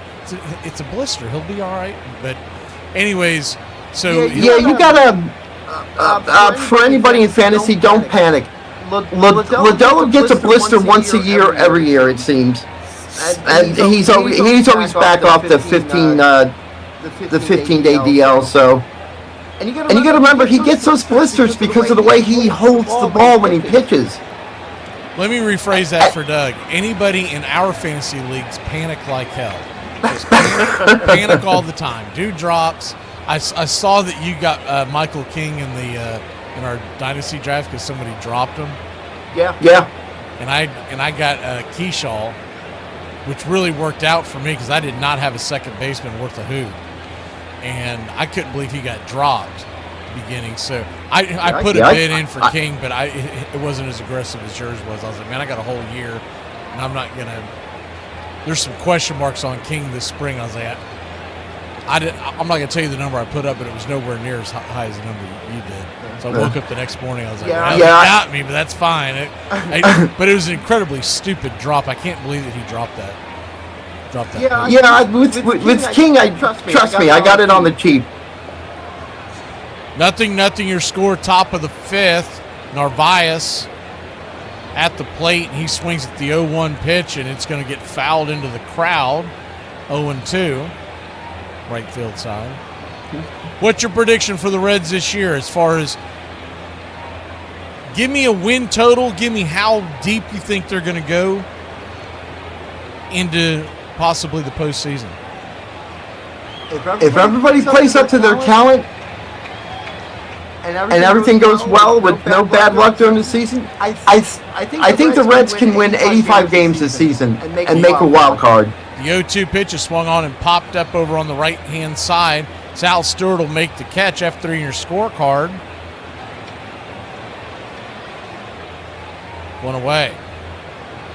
Well, there right now, I want to say their over-under total was much lower than that.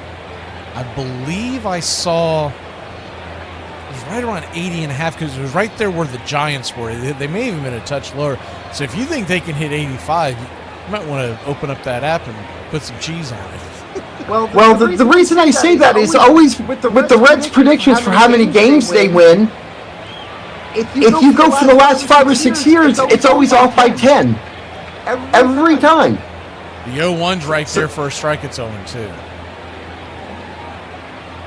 I'm still optimistic about the Pirates, but what they did today against the Mets was pretty disappointing. I mean, just Skeens getting torched.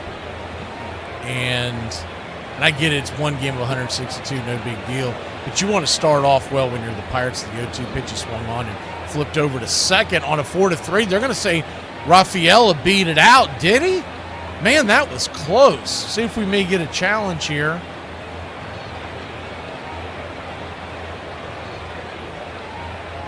That is extremely close. We're about to see the replay. What are you seeing on your end, Doug? You think he's safe or he's out? That was really, really close. Of course, I'm going to be Reds fan and say he's out, but... Oh, yeah, he's out by at least a quarter step. Yeah. I'll tell you what always throws me off, just from because our vantage point is not the same as the umpires, so there's no excuse for them to blow the call. As the pitch on the way is in the dirt, four-seam fastball, it's 1-0. Lefty matchup. But when a runner is busting down the line from my vantage point, and that helmet flies off, it's extremely distracting, especially if it's during the reception of the ball at first. As the 1-0 misses down and in, ball 2-2. 2-0 count. Nothing your score. Remember, they burned that one challenge as the 2-0. Check swing, pop, bangs it foul down the first baseline. It's 2-1 to Roman Anthony, who's 2 for 2 on the day. Heck of a start to his 2026.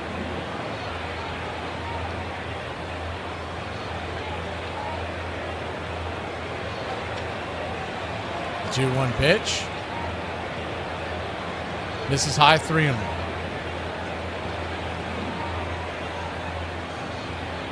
The 3-1 count. You do get 2 challenges per game.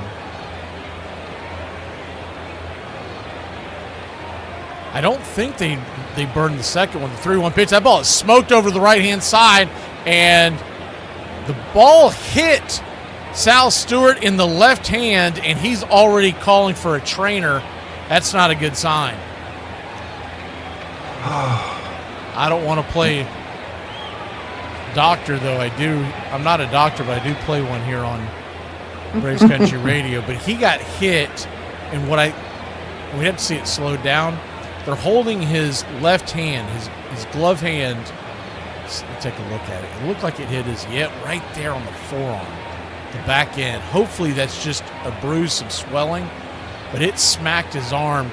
If they show a different no, he's blocking the camera. What they show for those y'all who are listening on radio is his arm is backwards. It hits him square in the flesh, and his left arm bangs back. But you can't see from that vantage point if it may have broken, right? So hopefully it's just swelling. But I would think you're taking him out no matter what. So to clean that up,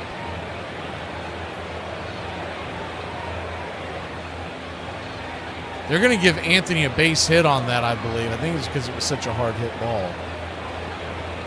If he's not injured, I think it's an error. Honest answer, I think it's an error.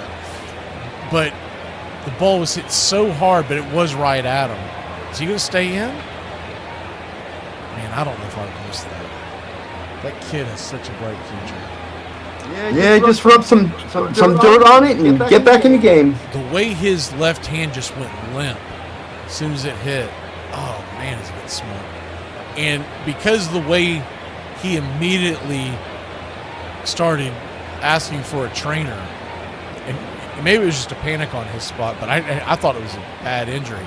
Looks like he's going to stay in. We're going to know by the 6th inning, because if he catches another ball there at first and it really hurts, then we'll know a lot more.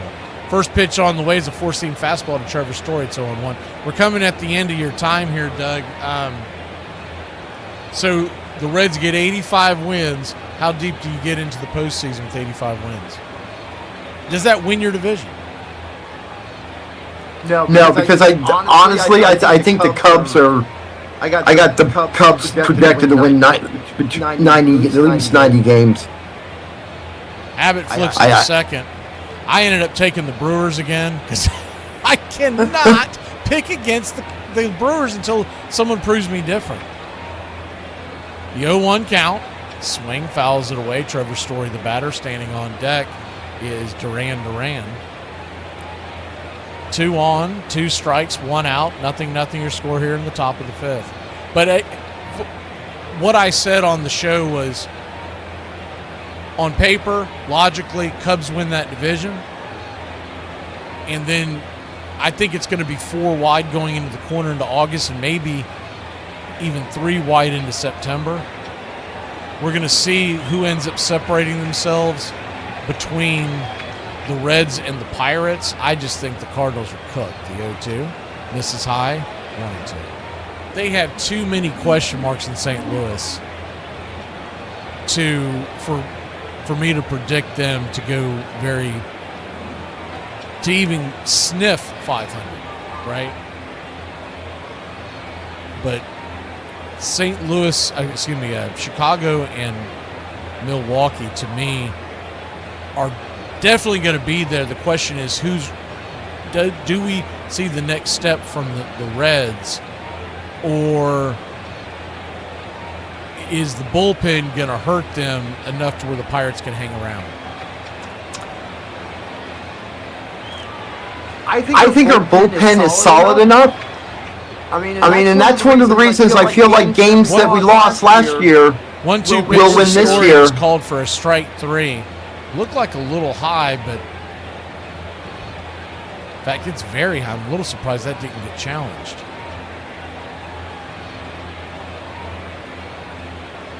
Looking at it did not get challenged. You have to challenge immediately, and he did not do it. By the way, that MLB The Show, the video game, you can challenge this year. I haven't got one of those things right yet. First pitch to Duran is right there for a strike. It's 0-1. The 0-1. Lefty. Duran, swing and a miss. It's 0-2. This might be the final strike here. So, Doug, we'll go ahead and say our goodbyes. I appreciate you stopping by, and hopefully we'll get you in when the Braves face the Reds, or maybe on another out-of-town broadcast. We're doing about 75 this year, not counting October. Thanks for stopping by, and good luck to your Reds, sir. All right, good luck to everybody else, and enjoy the game, and I'll see you guys soon. The 0-2 count. Swing and a miss, strike 3, and that'll end the inning. We'll go ahead and take the 5th here on the BCR. At the tone, leave your name and message. I'll get back to you. Just a drink. A martini, shaken, not stirred. Hell are you doing? I told you we weren't getting involved. You got us involved when you brought us here. Where are you from? What's your real name? What was it before you changed it? Giuseppe. That's all you need, one thieving wop on the team. It's much better than you stinking Irish. Oh, I like him. Just a drink. You can play. He can't throw. He can't throw and he can't field. Why do you like him? He gets on base. You want answers! I want the truth! He gets on base, so do I care if it's a walk or a hit? You do not. I do not. Just a drink. What draws my admiration? What is that which gives me joy? Just a drink. Baseball. A man stands alone at a plate. This is the time for individual achievement. But in the field, part of a team. Part of one big team. Sunny day, stands are full of fans. What does he have to say? Just a drink. I get nowhere unless the team wins. The day may come when the courage of men fails, but it is not this day. Just a drink. Yippee-ki-yay, Forget it, he's rolling. I think he'll ever get out of here. One day, when I got a long white beard and 2 or 3 marbles rolling around upstairs. Get busy living, get busy dying. Just a drink.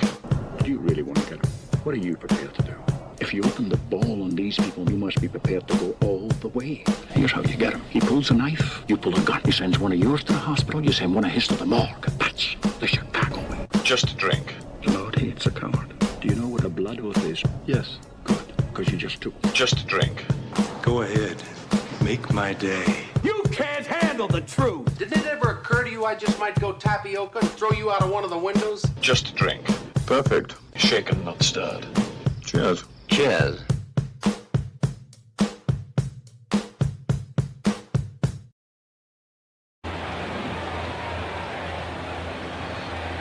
Welcome back.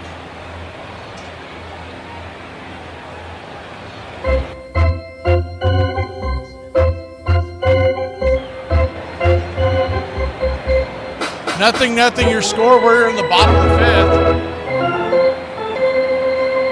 Spencer Steer, the batter. Lefty-righty matchup, the 0-1. Swing, rips it down the line. Foul down the third base side. It's 0-2. I hope y'all enjoyed having those guys stop by. We'll see if we can do more of that this year. The 0-2 count. Appreciate Doug and the Sarge coming in, talking their respective teams.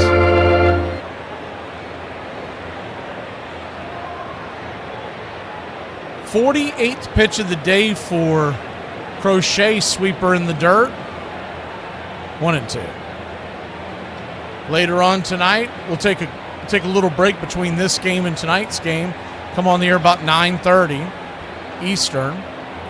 It'll be Seattle versus Cleveland.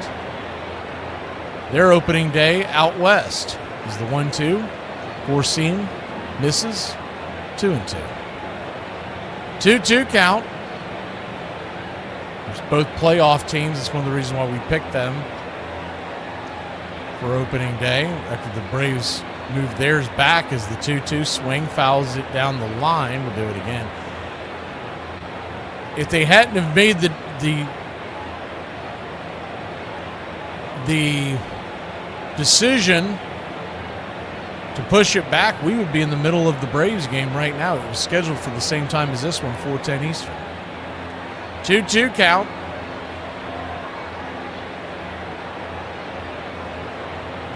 Dixon fires, swing and a miss. Right 3. 97 miles an hour, blew it right by him. One away. That gets Garrett Crochet to his 5th strikeout, so he's starting to rev him up. I told you the number for him to get today, I believe, was 8. It was over and under 7.5. He is at a low pitch count, so you can definitely get there. They're showing Marte in the dugout flexing his arm as the first pitch on the way. 96 miles an hour just off the plate. It's 1-0. We'll see if Stevenson standing in. He's not due up in this inning unless the Reds bat around is the 1-0. Right there for a strike. It's 1-1. 1-1 count. Tyler Stevenson. 1-1 pitch. Down and in. 29-year-old Tyler Stevenson. 6'3", 225-pounder. Out of Atlanta, Georgia. Kennesaw Mountain High School in Kennesaw, Georgia. That's where he went. The 2-1 pitch. Swing. Ball is hammered down the third base side. It's under the glove. A little bit of an ole for the third baseman for the Boston Red Sox, Caleb Durbin. He'll probably get in there. I don't even know if he touched the ball, but regardless, that should be an E5. Two-hopper. Yeah, he just olayed it. The two-hopper that kind of jumped on him at the last second. Let's see what happened. I mean, he just whiffed. So that should be an E5 if it's given honestly, but you never know when you get home cooking. Was a hard hit ball as the first pitch to Marte is chopped down the line foul. It's 1-1. Tyler Stevenson, that is one of the dudes that I've had my eye on for several years if he becomes a free agent for the Atlanta Braves to go out and get. And he doesn't hit like he used to, but he has been a good hitting catcher for years. And I'll throw you a scenario as the 0-1 pitch chops it down the line foul. That's all I'm saying. So Tyler Stevenson,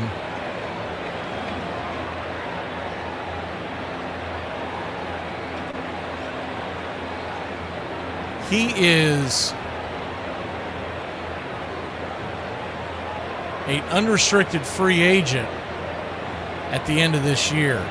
And just play this out in your mind. What if the Braves go and trade Sean Murphy and get out from under his contract as the 0-2 off the plate 1 and 2 to get pitching is what the Braves would be trying to do it for. Stevenson would be a great 1-2 combo behind the plate with Drake Baldwin.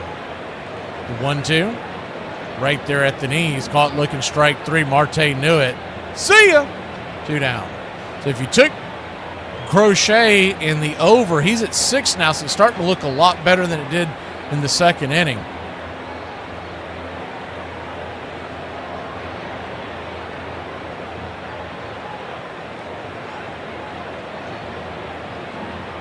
Lefty-righty matchup here as Brian Hayes swings at the first pitch and lines out to left field. The Roman Campbell makes the catch. He's 3 for 3 for the day.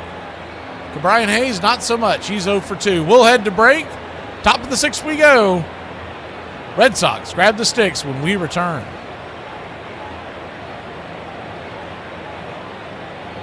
And long story short, the cashier was like, stripped down facing me. By the time I realized she meant the debit card, it was already too late. I am banned from that location. Ah, the black sheep of the family. That's an interesting old saying. I think it was first put in print in the 1500s, somewhere along those lines.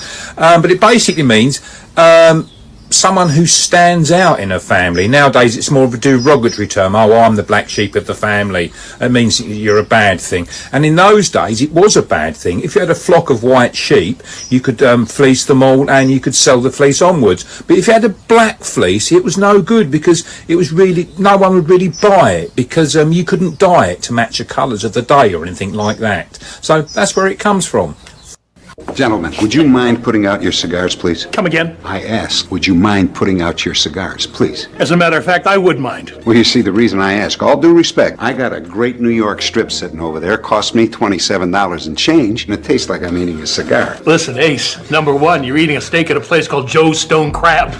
And number two, there's no rule that says we can't smoke. Well, number one, my name is not Ace. And number two, I'm not talking about rules here. I'm talking about manners. So I ask you again, in the nicest possible way, to please put out the cigars, okay? I hope you realize you've just committed assault. I know. You know, I remember time was you actually had to hit somebody. From Fenway Park in Boston, the Minnesota Twins battle the Boston Red Sox. A Boston sweep of the Twins and a Tigers split would give the Red Sox their first pennant since 1946. We knew it was going to be difficult, and we knew we would have to be at the top of our games, but we had Yaz. Deep to right field. Number 44. What's up, Braves country? Looking forward to a great Atlanta Braves season. See y'all at the ballpark. Love y'all.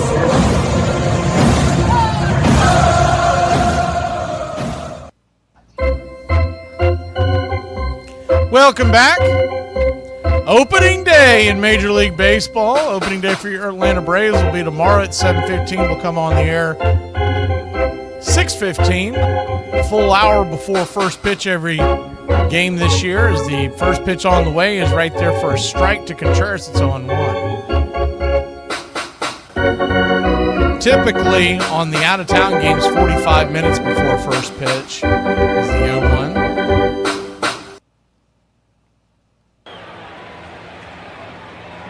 Down below the knees, evens up the count 1-1. We'll go ahead and put the screen back to where you can see the pitches a little better. I wanted to have the overview because I was interviewing those guys. The 1-1 pitch swung on, pops it up.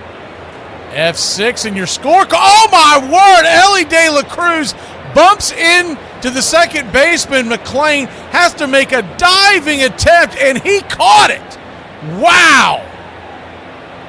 He was laid out, tripping over McLean's feet. And if you're wondering, that's on McLean, assuming Ellie called it early. I saw him calling it at the end. I don't know if he called it at the very beginning. But man, that deserves a...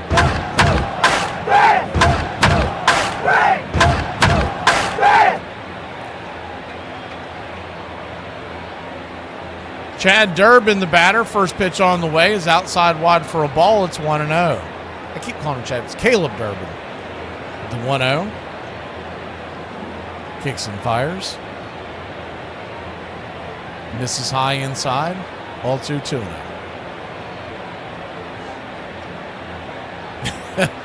No doubt, John. Yeah, getting $27 for a strip steak any these days unless it's the 2-0. Right there on the outer edge, 2-1. You might get that for one steak that you buy at a local supermarket, but you're going to have to cook it. The 2-1. Swing and a miss. 2-2.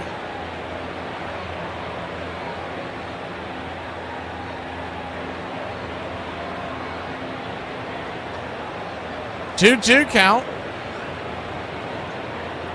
Kicks and fires. Swing, chops it up the middle. And making the scoop and flip is McLean. He'll flip it to Stewart. And there's 2 down. We do want to give a shout out to Kelsey. I won't give the last names. To Kelsey, Logan, and Tara. All 3 have mailed in donations to Braves Country Radio. As the first pitch on the way. 4-seam fastball misses high and out of the zone. It's 1-0. All 3 of them pretty much said the same thing, that they don't have the ability to do it here on the channel. As the 1-0 fouls it away. It's 1-1. Much like we've had, I believe it's James Wilson that has sent a couple here this year. Everything's appreciated here on Braves Country Radio. The 1-1 pitch. Swing, fouls it straight back. It's 1-2. But I did want to... We got the donations a couple of days ago. We wanted to wait till opening day to bring it out. We'll probably... I think we have a couple more we're supposed to get to tomorrow. The 1-2 count. Abreu, who's 1 for 2 on the day.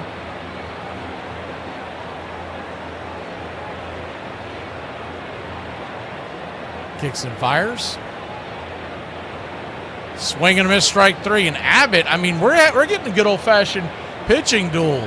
Abbott's really stepping up. 0-0 your score. He has scattered 7 hits. We go to the bottom of the 6th here in Cincinnati.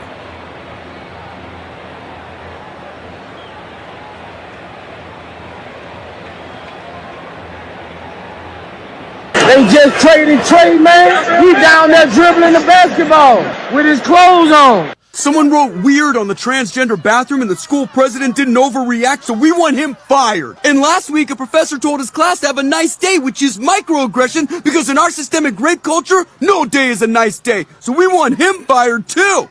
So I just got pulled over. I was doing about 70 and a 55. And this cop, he asked me, he said, "You know why I pulled you over?" I said, "No clue." So he said, "Well, you just going 74 and a 55. He said, "Let me have your driver's license." I said, "I ain't got none." He said, "What about registration?" I said, "I ain't got none of that either." He said, "Well, how come?" I said, I don't know, but don't open that glove box. I got a pistol in there, and I just shot my husband. He's under that tarp in the back of the truck." This joker runs back, and next thing I know, there's cops everywhere, and the big dog walks up to me and he goes, "Ma'am, can I see your driver's license?" I handed it to him. He said, "What about your registration?" Gave him that. He said, "Open up that glove box." I did. There wasn't nothing in it. Tars under the tarp. He said, "My deputy called me and told me that you didn't have no license, no registration, and a dead man, and a pistol, I don't know what all." And I said, "I bet you that lying son of a gun told you I was speeding too, didn't he?" Don't get me wrong, I want to win the Triple Crown, I want to win a batting title, but that comes second, the pennant is first. A bonus would be both. Base hit to center. As for the pennant, Yaz practically willed the team to victory. It's tied up. Boston took the lead in the second game on a wild pitch, and come the ninth, the impossible dream of capturing the flag was within reach. Welcome back. First pitch on the way. Lefty-lefty match as we start the bottom of the sixth. Garrett Crochet is back out there for another inning of work. Face the top of the lineup, the Cincinnati Reds. TJ Friedel takes it for a strike. It's 0-1. The 0-1 brings it. Cutter misses out and away. 1-1. Thank you, Uncle Charlie.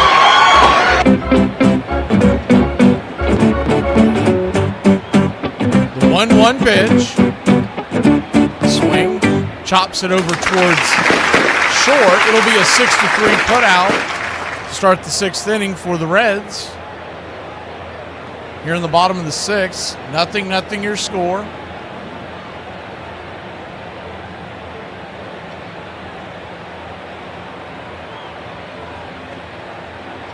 No runs, 7 hits, and an error by Boston. No runs, 1 hit. No errors. The Reds. Four-seam fastball misses high and out of the zone. McLean to start it off. It's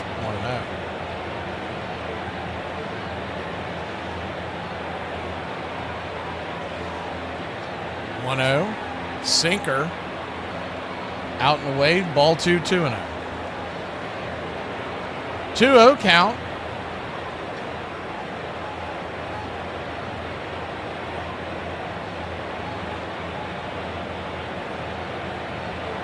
Sinker once again, 96 miles an hour, misses. Ball 3-0. So a 3-0 count. The out-of-town scoreboard looks like this. Game of interest going on right now is the 3-0. Right there, smacks the black. 3-1. Sinker, good pitch. Phillies lead the Rangers 2-0. They're in the bottom of the fifth. Other two teams in the Braves division have already won today. Washington and New York is the 3-1. Down and in, ball 4, so he'll head on down to first.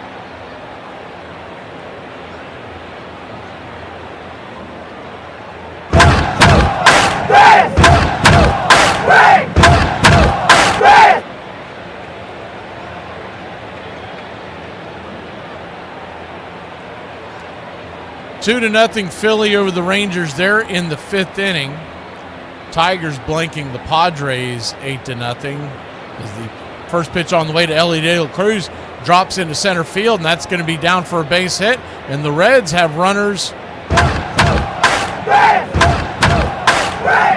on first and second, and 1 out.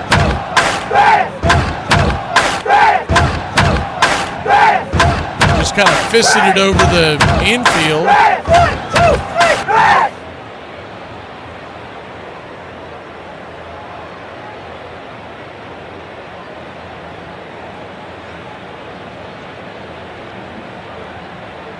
Two on and 1 out. Garrett Crochet at 69 pitches. He's here in the sixth inning, and you wonder if he's starting to run out of gas. He's got that look on his face. Sal Stewart, who doubled in the second and is 1 for 2, stands in.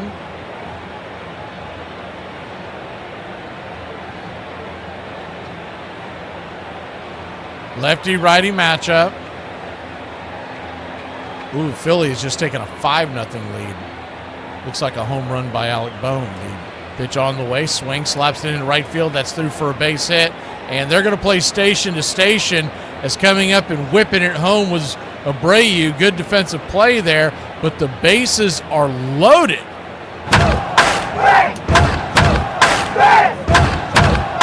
Ducks all over the pond.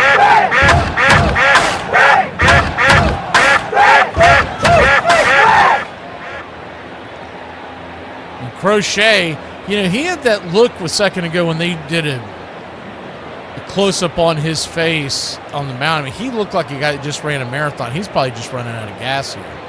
First pitch swinging by Suarez is fouled down the line, out of play. It's 0-1. Eugenio Suarez, he has a chance to really make a stamp on this game. One swing in a 0-0 game here in the 6th. High and out of the zone. 1-1. 1-1 count.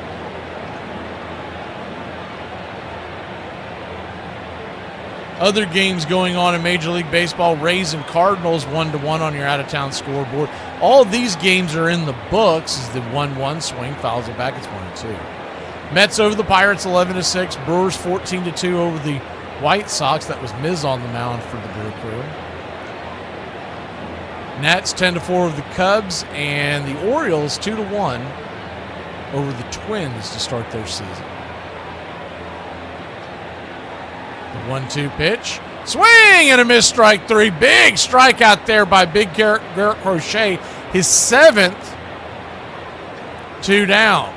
At 74 pitches, you got to figure this is his last inning. So if you did take the over-under, you're needing another strikeout. I didn't think he was going to get to it, but he's sitting right on the edge of it. Bases loaded, 2 outs. First pitch on the way is a four-seam fastball. Inside for a ball, it's 1-0.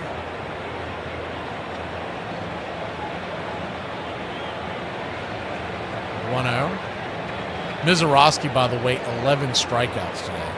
Wow, in 5 innings. 1-0, swing and a miss. It's 1-1. If you're not familiar with Mizorowski, he can absolutely bring it. Youngster came up for the Brewers last year. I'm sure most Red fans are very familiar with him. 1-1 count, swing and a miss. Four-seam fastball, 1-2, so he's a strike away from hitting the player prop. The important thing, the game, 0-0 your score. Bases loaded.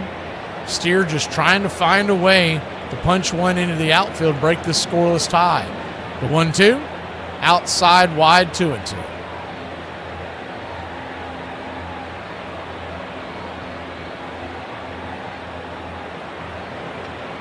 I really hate it when the rest of the team, the teams that are not involved in opening day, like they have a couple this year, is the 2-2.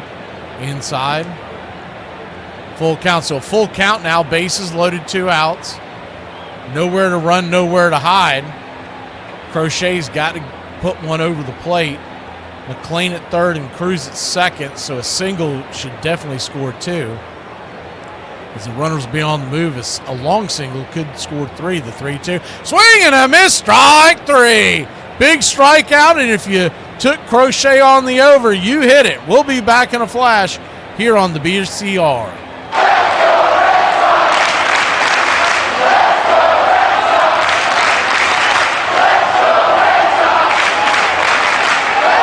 God, I'm sick of living. I'm just gonna have to find me a job for real. They always show up. Like, damn, you greedy mother. The IRS is about to bend me over and clear out my whole bank account. Stupid. Oh, I'm getting mad just thinking about it. I hate them. I hate them. Man, look, what is the age limit to stop wearing shysters? Like, y'all need to stop wearing that right now. It ain't no reason for you to be covering your head, looking like an anchovy from SpongeBob, boy. You 30, 42, or 60, you better be cutting grass to protect your hair or protect your face from dust or something like that, because you ain't got to have a headgear on, bro. There's some people got the nerve to wear a shyster with prescription glasses. Like, boy, if you don't get your bookworm head on, boy. Like, how you try to go holler at a chick and it look like you got a gimp sex suit underneath your clothes? If you don't want nobody to see your face, just leave your face at home. It's so awkward breaking up with a friend as an adult. Because with a partner, you can be like, sorry, I just see you more as a friend.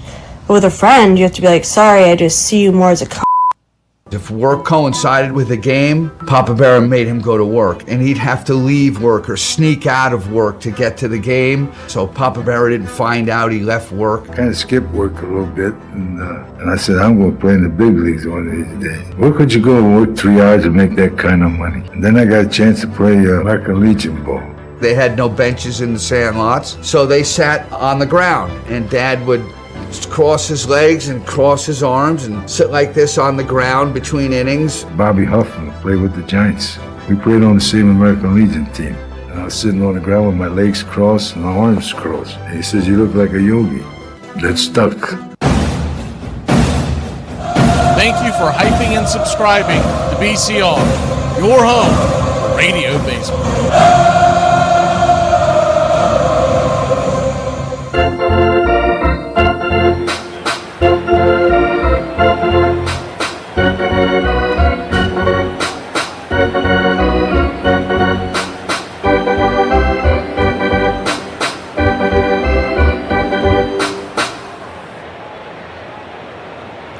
Welcome back. Mayer, the pitcher, on for the Cincinnati Reds.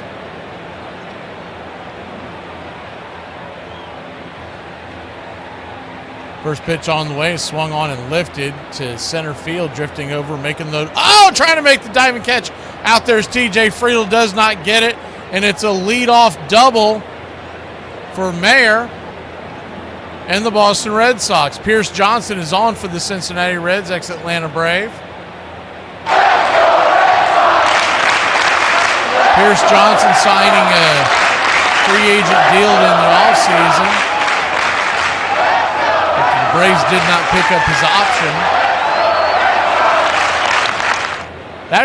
That one surprised me a bit. But they ended up building a really good bullpen, so I guess all's well that ends well. Narvaez, the batter for the Red Sox, shows bunt, drops it down the line. Really good bunt by Narvaez. Hayes has plenty of time to throw out the backstop, flips it to first. 5-3, one down on the play. The runner at second heads down to third. Mayer, who was in for IKF, immediately is standing at third. Maybe it's because he's in a different uniform. But Pierce Johnson is the first pitch on the way is a curveball out wide. Swing and miss, it's on one. It looks like to me he's lost about 20 pounds.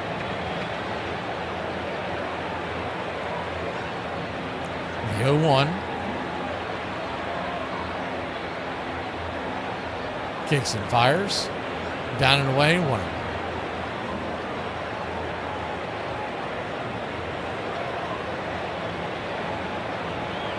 Like I said, I could be wrong on all of that, but it seems like to me, could just because he's in a Reds uniform, not a Braves, the 1-1 pitch. Swing. Brought the four-seam fastball, 96 miles an hour. 1-2. The 1-2 count.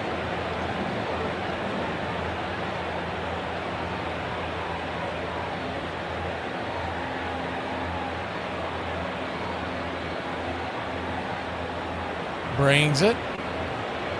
Swing, fouls out of it. Raphael trying to find any way to poke the ball towards the outfield. The infield is in, by the way. They're playing him to the left to pull. The 1-2. High, misses. 2-2.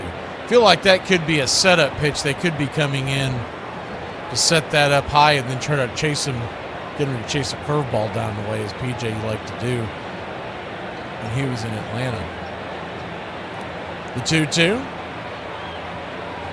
Swing, slaps it up the middle. That's through for a base hit, and that'll be the first run of the game here, the 2026 Boston Red Sox.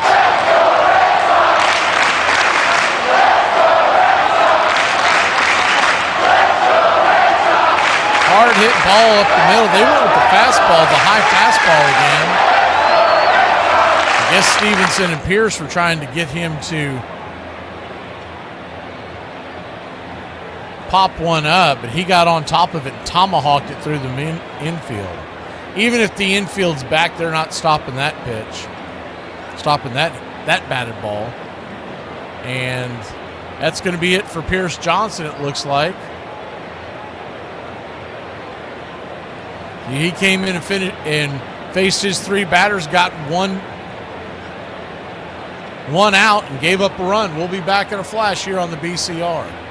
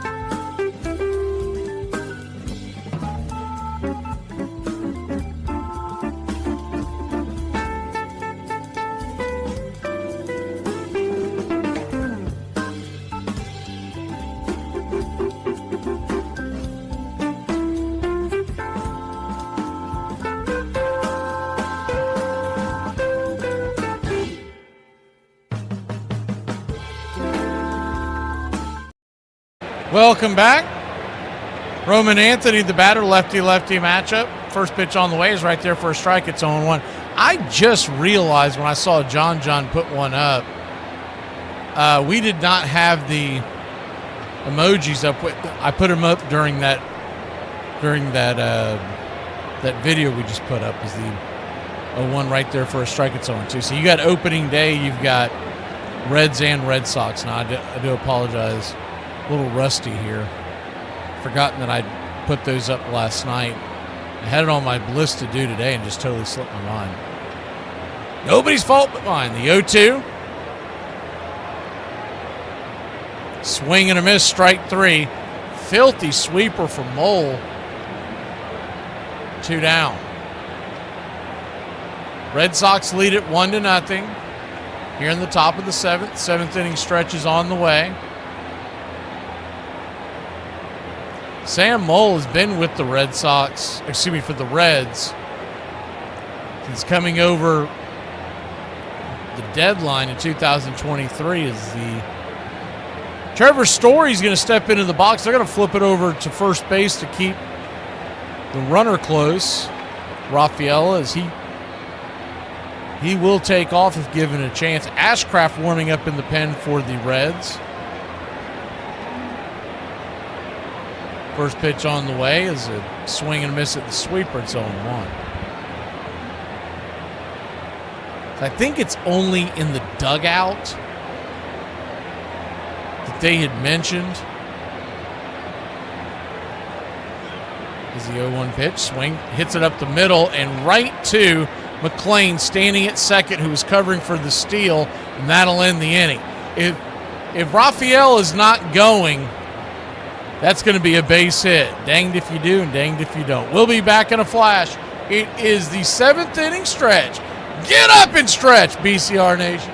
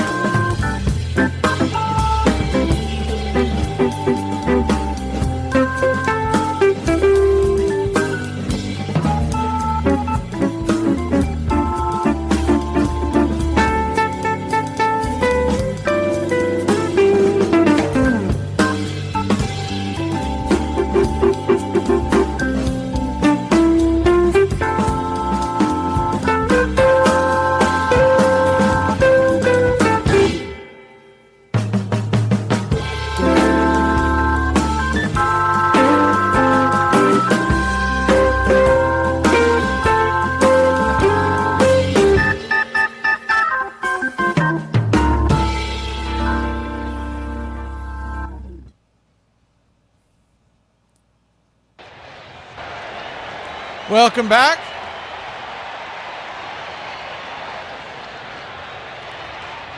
It's like Justin Slayton's going to come on, the right-hander for the Boston Red Sox here in the bottom of the seventh inning. The Red Sox lead the Reds 1-0.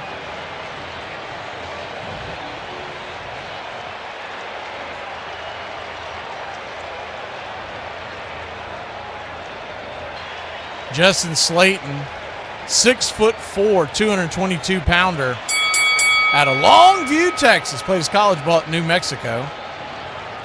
And he's set to face the right-handed bat, Tyler Stevenson, the 7-8-9 batters here. First pitch on the way is a cutter upstairs for a strike. It's 0-1. Righty-righty matchup.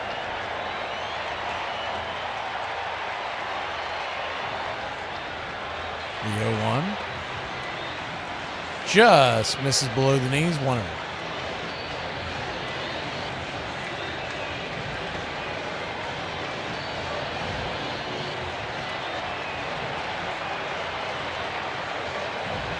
Looks like they're going to challenge that. That was definitely a ball. It will be confirmed.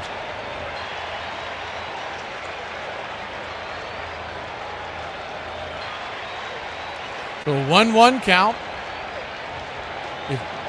If my math is right, and I'm just getting used to this, that would leave Boston with one last. Is the one is right there for a strike, 1 and 2. I think it's another challenge. Oh, the Reds are challenging this one, and that one is overturned. So make it a 2-1 count.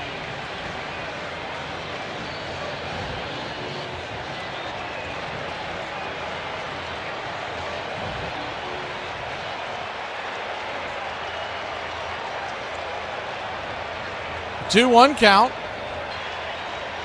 Out and away, ball 3-1.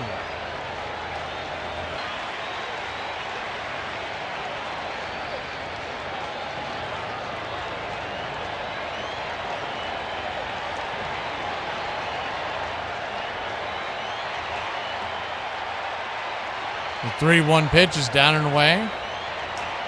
Ball 4, so he'll head on down to first. Sorry, couldn't get that card off the screen. It was stuck on us. He'll head on down to first, and that'll bring, I was wondering if we'd see him today. Big Will Benson coming to the plate. I do believe that's who that is. It is. So he has faced the one batter. You can't pull him, obviously. On deck is Hayes, a right-handed bat. And TJ Friedel would follow.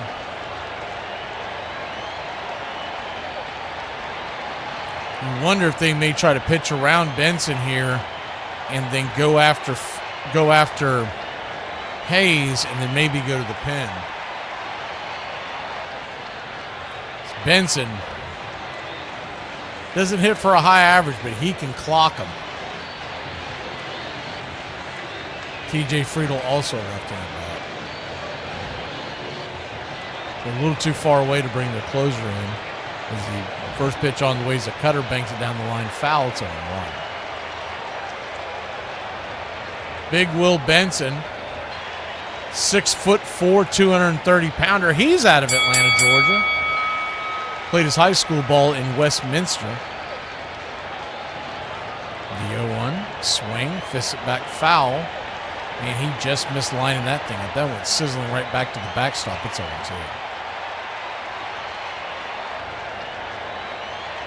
So an 0-2 count.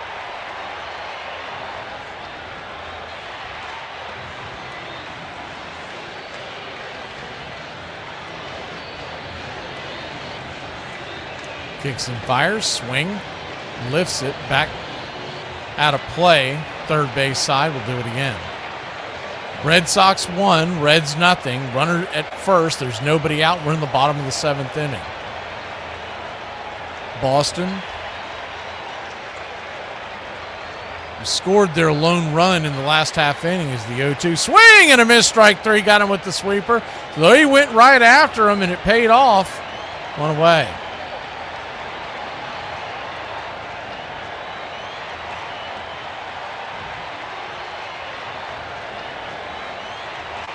Swung right over the top of that.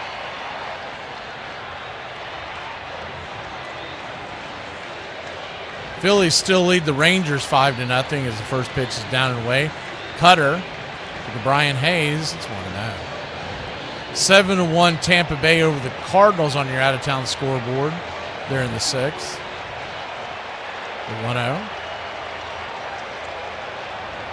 Slayton brings it right there. Cutter at the knees. 1-1 count.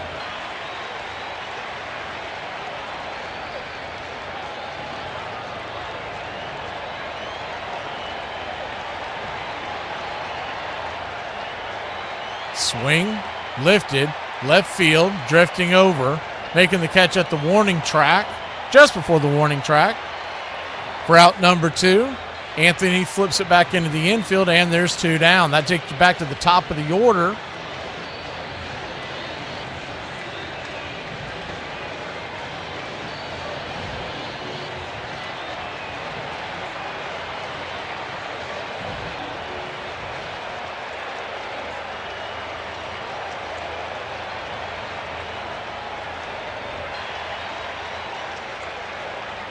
TJ Friedel takes the first pitch right there off the edge, kisses the black. It's 0-1. The 0-1.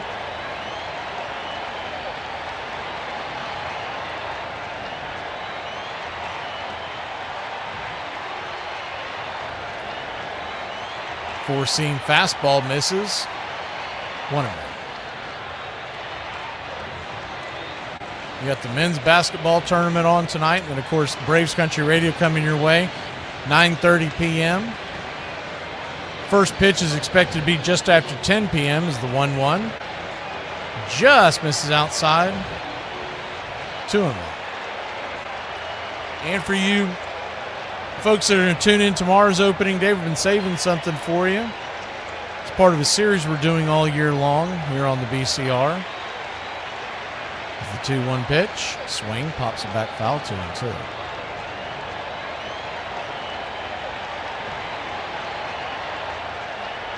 Tomorrow's segment's entitled Oh How I Love This Game. We'll play it before first pitch. We'll come on the air tomorrow at 6:15 for the Braves game. 1 hour before Braves games, 45 minutes before the out-of-town games. The 2-2 pitch. Swing and a miss, strike 3, and that'll end the inning. So we'll be back in a flash. Top of the 8th we go. And you know what that means here on the BCR. 106 miles to Chicago. We got a full tank of gas, half a pack of cigarettes. It's dark, and we're wearing sunglasses. Hit it. I have come here to chew bubblegum and kick ass. And I'm all out of bubblegum. Happy hour. When wins become losses and losses become wins. You guys going to happy hour? I'll come for a couple. Just a couple, though. Not like last time. I need a drink. When buying a beer, buying only one beer can cause a misalignment in your spine due to the uneven weight distribution. This can cause unnecessary back pain and potential spine issues. To prevent this, carry 2 beers, ensuring your body is balanced and proper health maintained. Have dinner, buddy. Put my pants on, one leg at a time. Does Barry Manilow know that you raid his wardrobe? Guess what? I got a fever, and the only prescription. Ladies and gentlemen, we interrupt our program of dance music to bring you a special bulletin from the Intercontinental Radio News. You're in Braves country. Everybody drink a beer. Salad. They're making it laws where you can't drink when you want to. This stinks. Pretty soon we're going to be communist country. This is total BS. Oh, yeah. For me and the Lord, you gotta understand it. We're on a mission from God. I'm on the radio every day!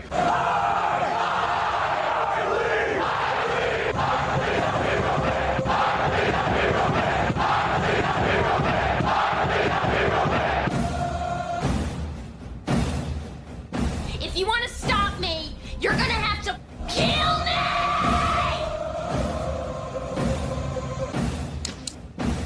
And you, music lover, you're next. You're so drunk you can't hit nothing. In fact, you're probably seeing double. I have 2 guns, one for each of you.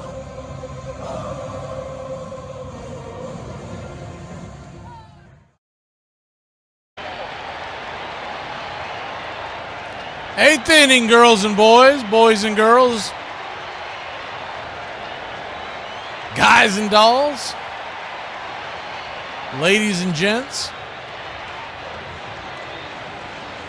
As we head to the 8th inning, Boston cling to a 1-run lead.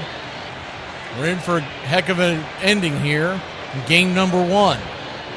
First pitch on the way to Duran is going to be laced up the middle, but it's right into the glove of Ellie De La Cruz. He's on it, 6-3 on the putout, 1 down.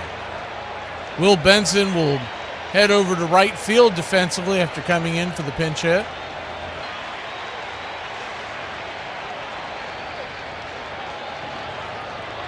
Of course, Meyer is at second base in case you missed that earlier for the Reds. And it looked like it was going to just be the one at bat, and we're going to get another pitching change. So Mole's out of the game. Ashcraft coming in. We'll be back in a flash here on the BCR Radio Network. Hello, I'm Charles Daniels. For years, we've been taking you to villages like this and showing you the heartbreak of families whose only mistake was being born poor. They need your help. And for only $2.99 a month, you can provide the Country Club for Braves Country Radio. Ask for more. Sorry? Ask for more money. Why are you starting so low? Don't get greedy. Ask for $2.99. As you can see, these villagers are desperate for your help, so don't hesitate. Dial the number and send over $2.99 a month. That's all we need. Start higher! I know, right? $2.99 a month. May not sound like a lot, but it can mean so much to Braves Country Radio. It's not even a round number. I'm just saying, why not start at $2.99 a month? That's all these people need to survive. And they'd be so lucky and appreciative to get it. So for the price of a cup of coffee. You talk about all they need to send is the bare minimum to keep us alive. How you gonna save our lives with only 39 cents? Because I'm trying to do the math in my head, but I just can't see it. $2.99. This is plenty. He keeps saying $2.99. Why you keep saying For the price of a cup of coffee. why it can't be the price of an Arizona iced tea? Because it's not the price of an Arizona, it's got to be coffee. It don't though. Plus coffee is way more expensive than $2.99. You know, for a starving village, you people have a lot of energy. Hey, how much was that coffee? It doesn't matter. I bet you don't even know what country you in. I do know what country I'm in. What country you at? Braves Country Radio. All right, Hey, if you want to see this cheap ass white man again, you better send us $2.99. cash right now. Welcome back. 1-0 your score. First pitch on the way from Graham Ashcraft, misses for a ball. It's 1-0. Righty-righty matchup. Contreras at the plate. The number 4 hitter for the Boston Red Sox. 1-0. Swing and a miss. It's 1-1. 1-1 count.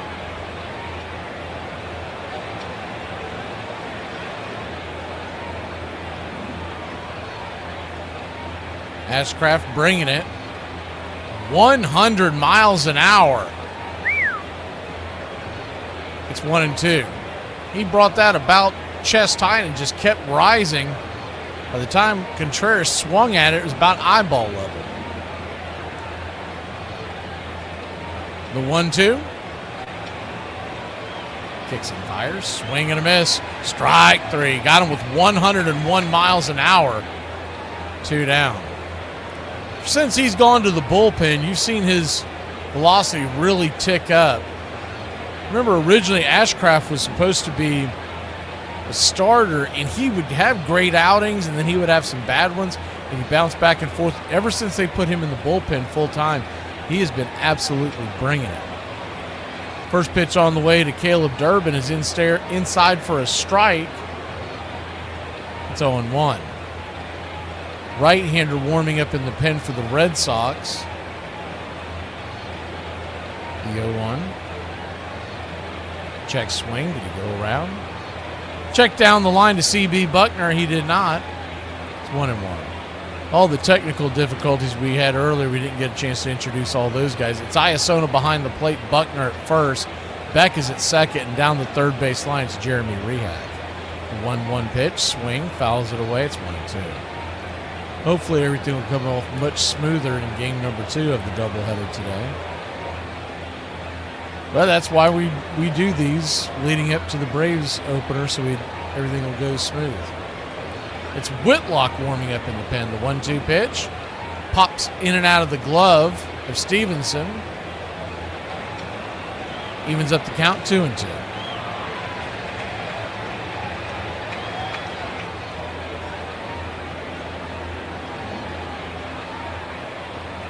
The 2-2 count.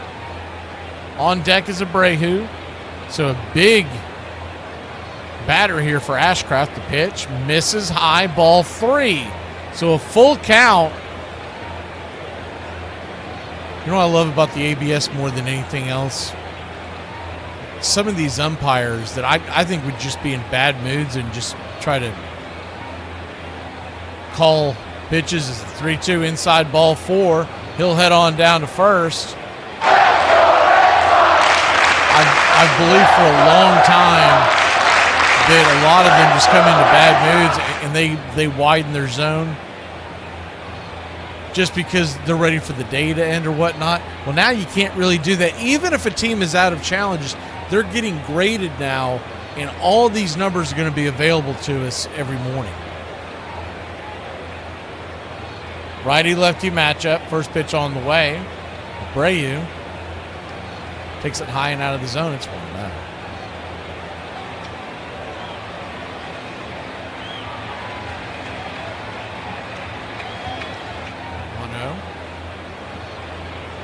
As Ashcraft steps off the bump for a second, there's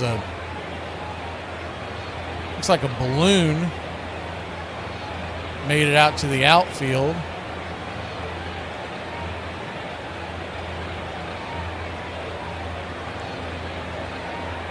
Ball boy or bat boy take care of it. He popped it.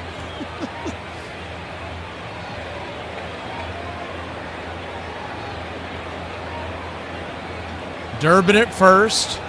Abreu at the plate, the 1-0 count. Ashcraft bringing it. Swing, fouls it away. Cutter in on the hands. 98. 1-1.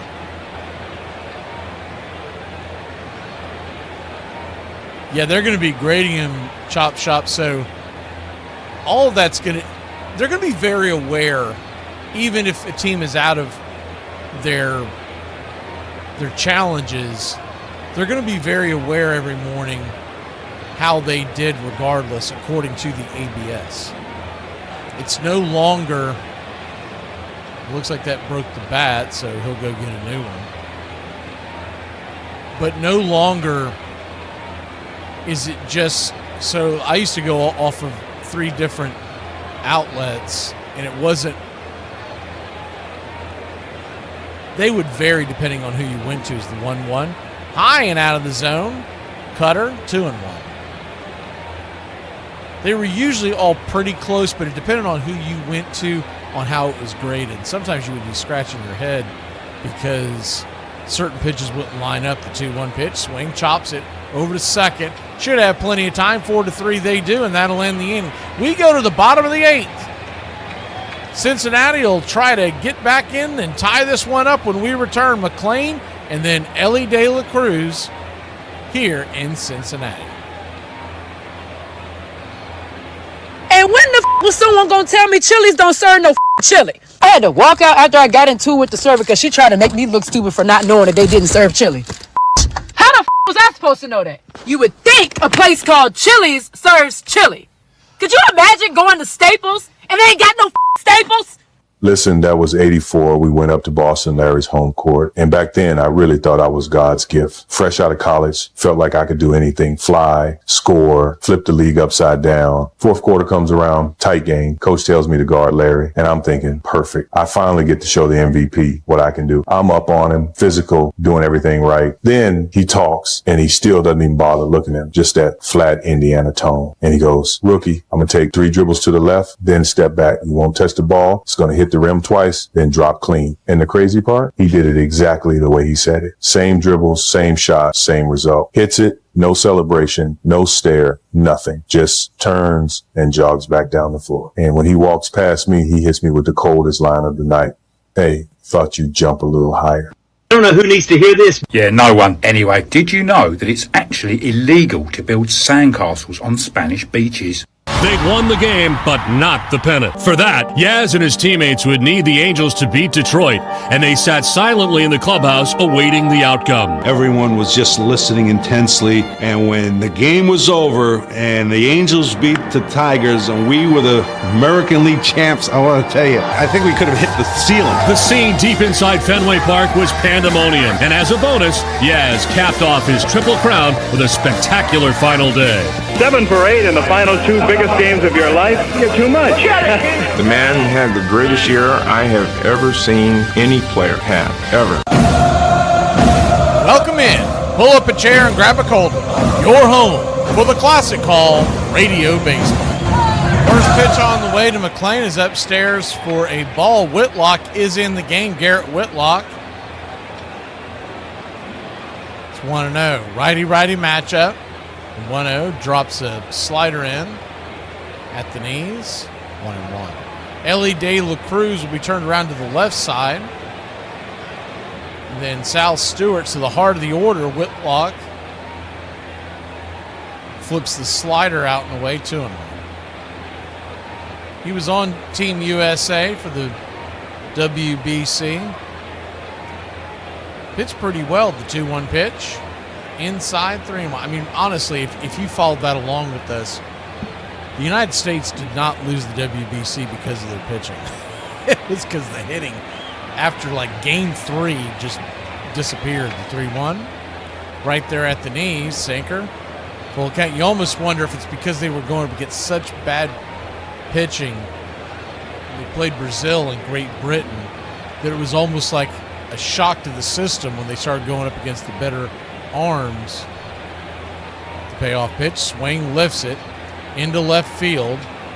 Blocking the sun with his hand, making the catch with his other hand, his glove hand, is Roman Anthony. One away. That sun is really smacking the left fielder in the face right now. Because they don't play a ton of games at this time of year. They will play some Saturday afternoon games, but typically Reds games start.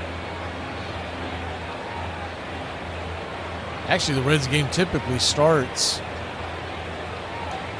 shortly after where we're at now. There's the first pitch right there for a strike. It's 0-1. So at most you have the sun in your eyes for the very beginning of the game is the 0-1. Swing and miss, it's 0-2. 0-2 count.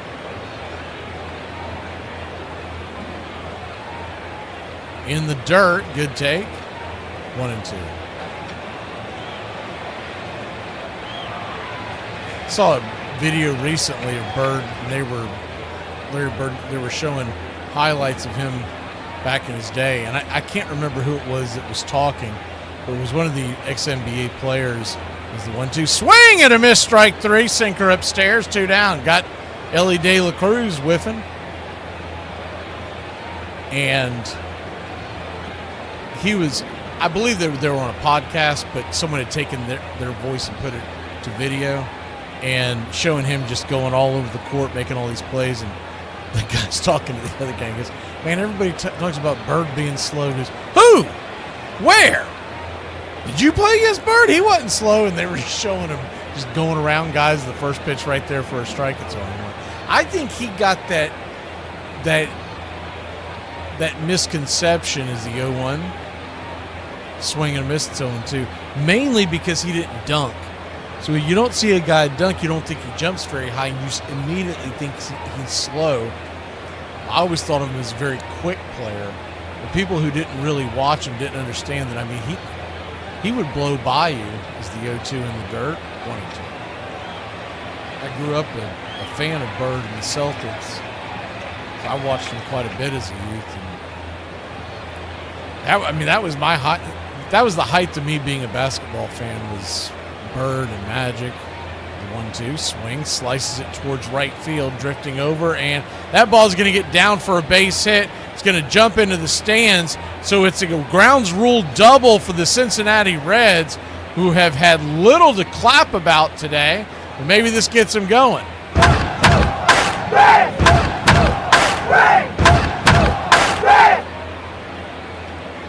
Just the 4th hit of the day for the Cincinnati Reds. Sal Stewart has 2 of them.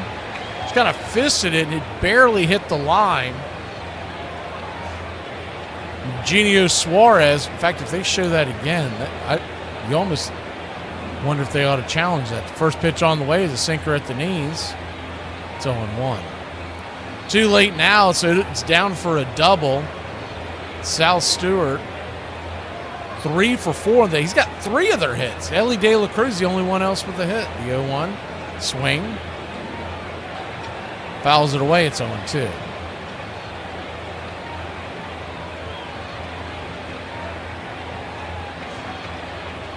The 0-2 count. Charlie says, I bet Carrie's biting her nails. She's probably biting a nail. She's probably down to just 1. We're in the 8th inning. She's probably gnawed off 9 of them.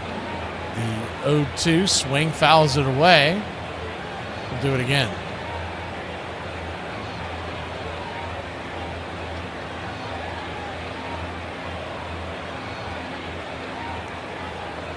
Peter, I guarantee if you go into that sporting goods store, you'll be proven wrong. The 0-2 swing and a miss, strike 3. Got him with the slider hanging off the edge, and that'll end the inning. So we'll go to the 9th. Red Sox clinging to a 1-0 lead here in Cincinnati on opening day. You want to make the media go away? Just mention black-on-black crime. Hey, what happens if you're a goth blue-collar girl? I'll go buy you a ring tonight. Tonight? Right now. Look at you judging. You can judge all you want. I promise. I would sweep her off her feet I can do this all night. So Come on, what else you got? So I mean, okay, I would. What else? Okay, so the big question: if she made chili with beans, would you eat it?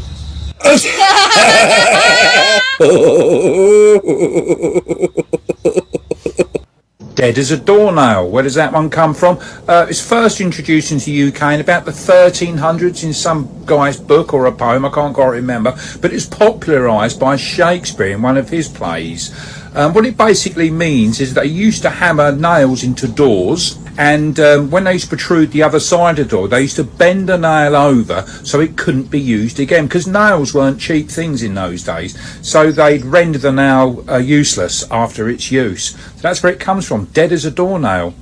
The 1967 World Series was the first fall classic at Fenway in 21 years. This was something new and exciting for a whole new generation of sports fans and people. A capacity crowd, of course. You can get just about 35,000 into this ballpark, and that's about what they have. Those of us who love spending time in Fenway Park, our home away from home, our secular cathedral, we count on these moments. The enormity of the moment wasn't lost on the players either, and they soaked it all in. We were like kids, you know, hey, we're in the World Series. Wow, I was 23 years old. I had 3 years experience. Just 20 years after the first televised World Series, crews jockeyed for space at Fenway to capture the action. What a story this is. Didn't you wonder why you were getting checks for doing absolutely nothing? I figured because the Democrats were in power again. Welcome back. We're here in the top of the ninth. It's a one-run game. And Connor Phillips coming on at a 2.88 ERA last year. And the 0-1 misses out of the zone, 1-1 Mayer. 1 for 1 on the day. The 1-1 pitch swing. Slices it down the left field line just past third base, and it's going to be a leadoff single for the Boston Red Sox.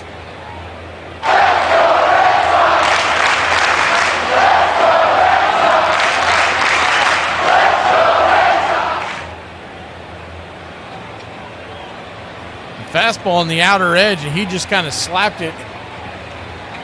Didn't try to do too much with it. He's 2 for 2 on the day. Carlos Narvaez, the backstop for the Red Sox, standing in. The 1-2 pitch. Well, he's 1 for 2 on the day. The first pitch is down and away for a ball. It's 1-0. I'm still trying to work off the rust. Narvaez, I thought they may do it now, but they decided not to. He is the 1-0. Called for a wide strike. It's 1-1. He sack bunted Meyer to third his first time up. Thought he might try to do the same here to move him to second. He's the 1-1. Swing and a miss. It's 1-2. Rafaela is on deck, and that might have something to do with it because you're not going to sub out Rafaela because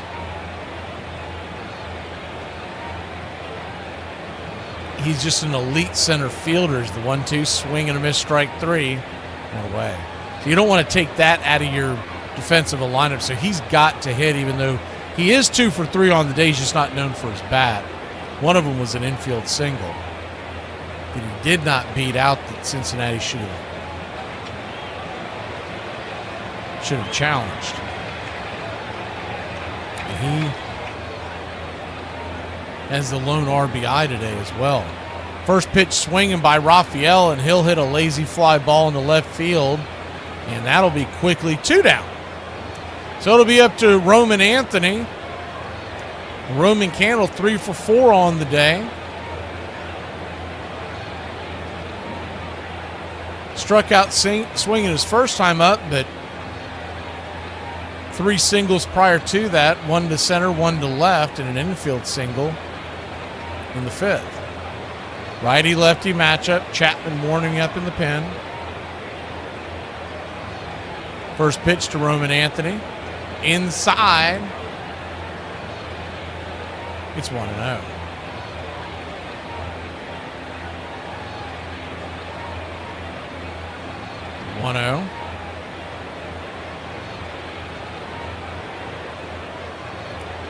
Inside. Ball 2-0.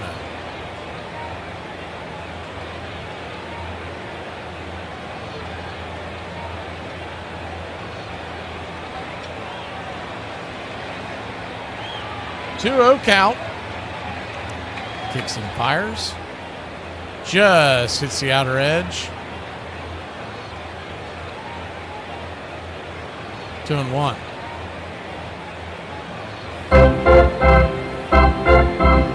Two-one pitch. In the dirt. Anthony had to dive out of the way. Good stop there behind the plate by Stevenson. It's 3-1. Standing on deck, Trevor Story.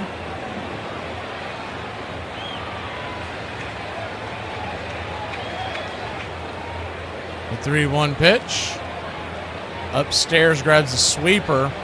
Just smacks the edge. Full count. Tonight, 9:45 first pitch Eastern, 9:30 Eastern will come on the air. 10:10 first pitch will have Cleveland versus the Mariners. Is the 3-2 caught looking strike three. Sweeper got him at the knees, and that'll end the inning. Nope, we're going to get a challenge here. Roman Anthony probably figures, what the hell, might as well. They've lost one challenge with Yar in the ninth inning, and he got it. It's a ball. So he won that challenge, and that'll extend the inning. And that's the type of things that I think you're going to have to get used to as a player, is the fact that not just the fact that you may lose a challenge, but where that puts you mentally in an inning. Because at that point,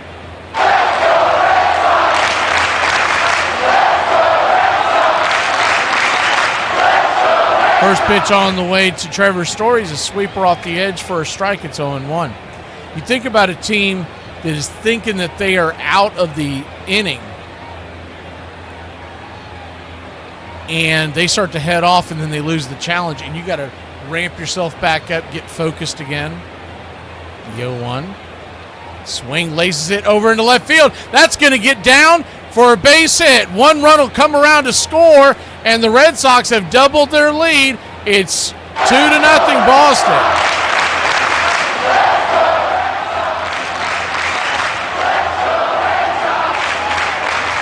Meyer comes home to score his second run of the day. Just kind of lace it over the infield, and the Boston Red Sox are on the board once again.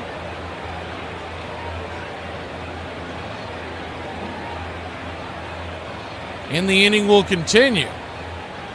That's going to be it. We're going to get a pitching change. The left-handers coming in here for Cincinnati. We'll introduce them when we return here on the BCR Radio Network.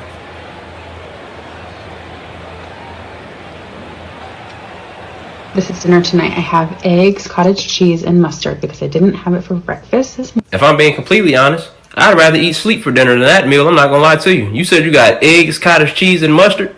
Must have forgot that you got COVID. Ain't nobody with active taste buds eating that. What do we want? We don't know. When do we want it? Also unclear. Why do we want it? Because it was forwarded to us in an email, so it must be true. So I'm from the South, and I moved up north, and I think Southern hospitality is a real thing. I was handing this woman her food, and I was like, all right, you have a good morning. She said, I will. Your morning, dead ass.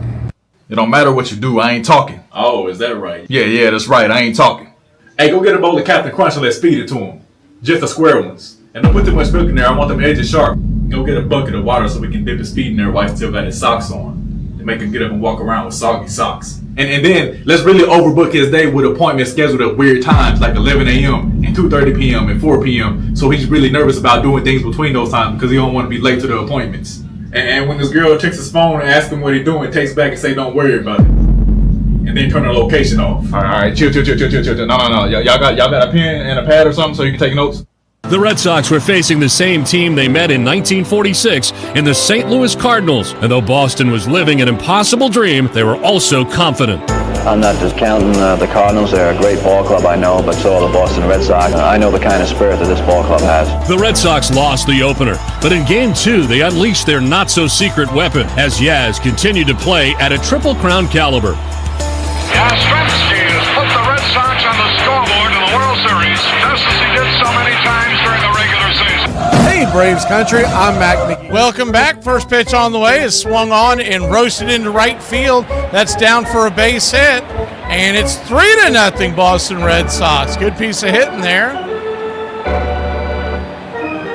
by the left-handed bat of Duran. Hungry like a wolf, smacking it into right field, and they've got a 3-run lead.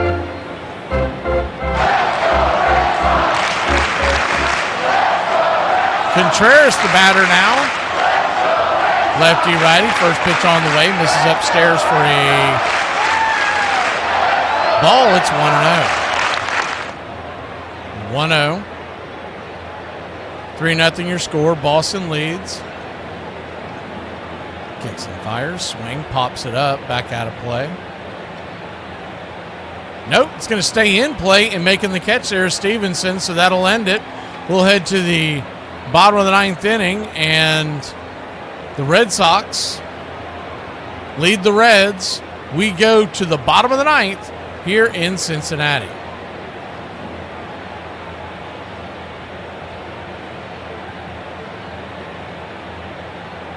Good morning to everybody except Keith. Big ass. Hope you stub your toe. I hope your Christmas tree catch on fire. I hope your mama fall down the flight of steps. And I hope overall that you have a very bad day. Everybody else, though, be blessed. I don't know why y'all think just because you're from a certain city or state that that's supposed to scare somebody. I always found it funny when people did that because I'm from Mississippi. I say that to make them aware that I don't give 1 ounce of a okay? We are the bottom of the bottom. I ain't got nothing to lose. Go ahead and move how you want to, fam. I don't give a damn. When Gotham, you gonna get this business.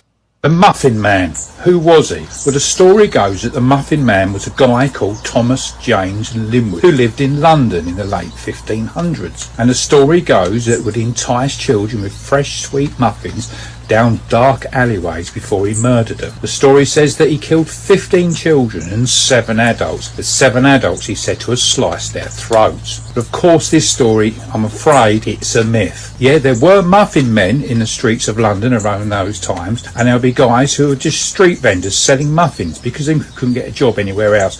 So to raise a few pennies, they just sell muffins. But none of them were known to kill people. So where does this story come from? Probably because London at that time was a dark kind of place. People were murdered, people would disappear. You got Jack the Ripper, other mass murderers called the Slice was around in those days, and so it's a story to keep the children away from certain areas. The same sort of thing we do nowadays, keep away from that road because the guy who lives on the corner. So I'm afraid the Muffin Man story is a myth. Yaz and the Red Sox were down 3-2, but back at Fenway for Game 6, Yastrzemski, who would hit 400 for the series, set the tone for his teammates with his 3rd home run of the Classic.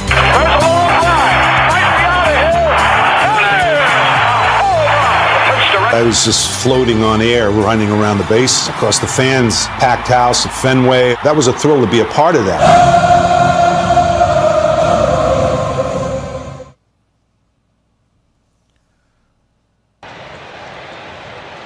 Welcome back. Aroldis Chapman with the 3-run lead comes into the game. First pitch swinging by Spencer Steer. He'll lift it high into left field. Underneath it, making the catch is Roman Anthony. 1 away. F7 in your scorecard. No, Peter, we're not doing a doubleheader on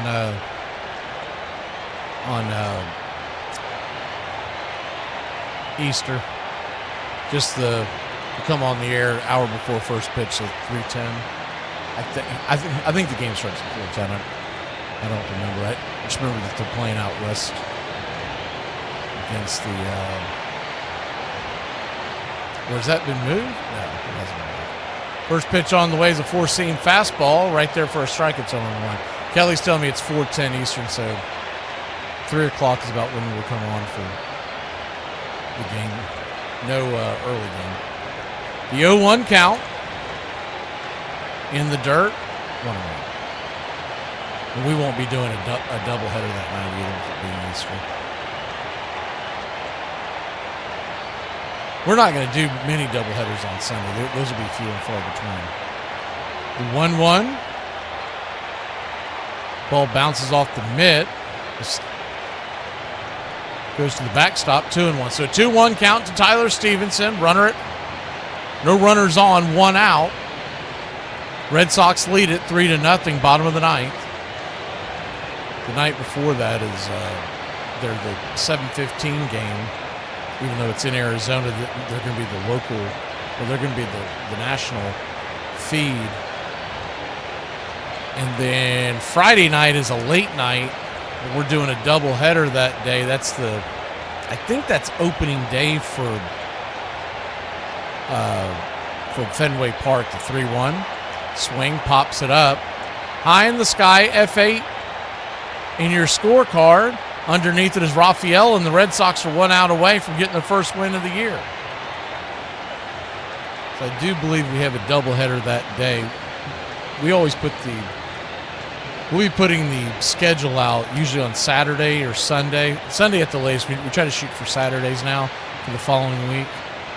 I believe we have agreed upon, I don't know the time, but they're playing the Padres, I believe, in Fenway. Boston starts the first 2 series on the road. First pitch on the way is a 4-seam fastball to Myers. Inside for a strike, it's 1-0. Myers on to pinch hit for Will Benson.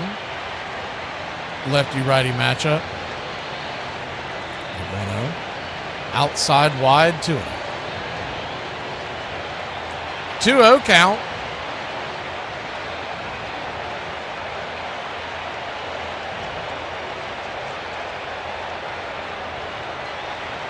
I'll have more info for you on tonight's game by the 2-0 pitch.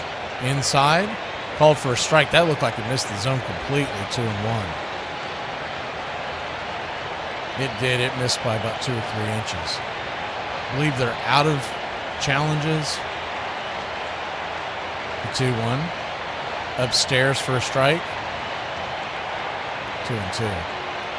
I think what they ought to do with this ABS system, and I know they've changed it to where you have 2, and then when you get to extra innings, you're going to get an extra 1 each inning that you go.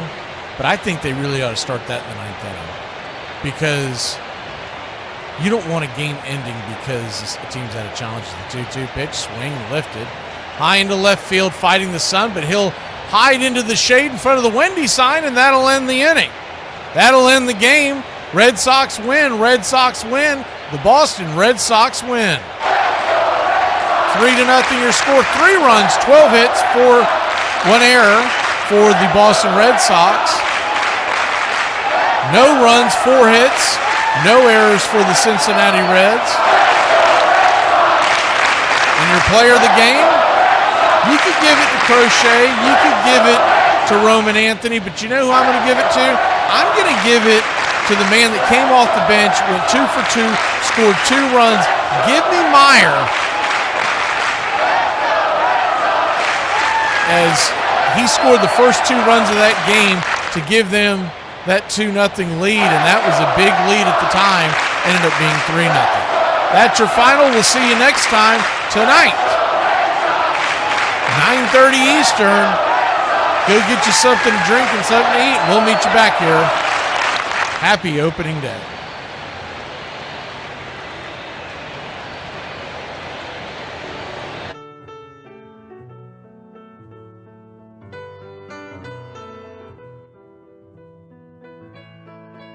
Casey at the Bat by Ernest Lawrence Thayer.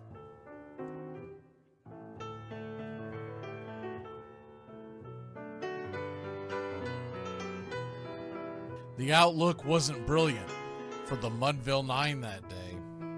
The score stood 4-2, but with 1 inning more to play. And when Cooney died at first and Barrows did the same, a pall-like silence fell upon the patrons of the game. A straggling few got up to go in deep despair.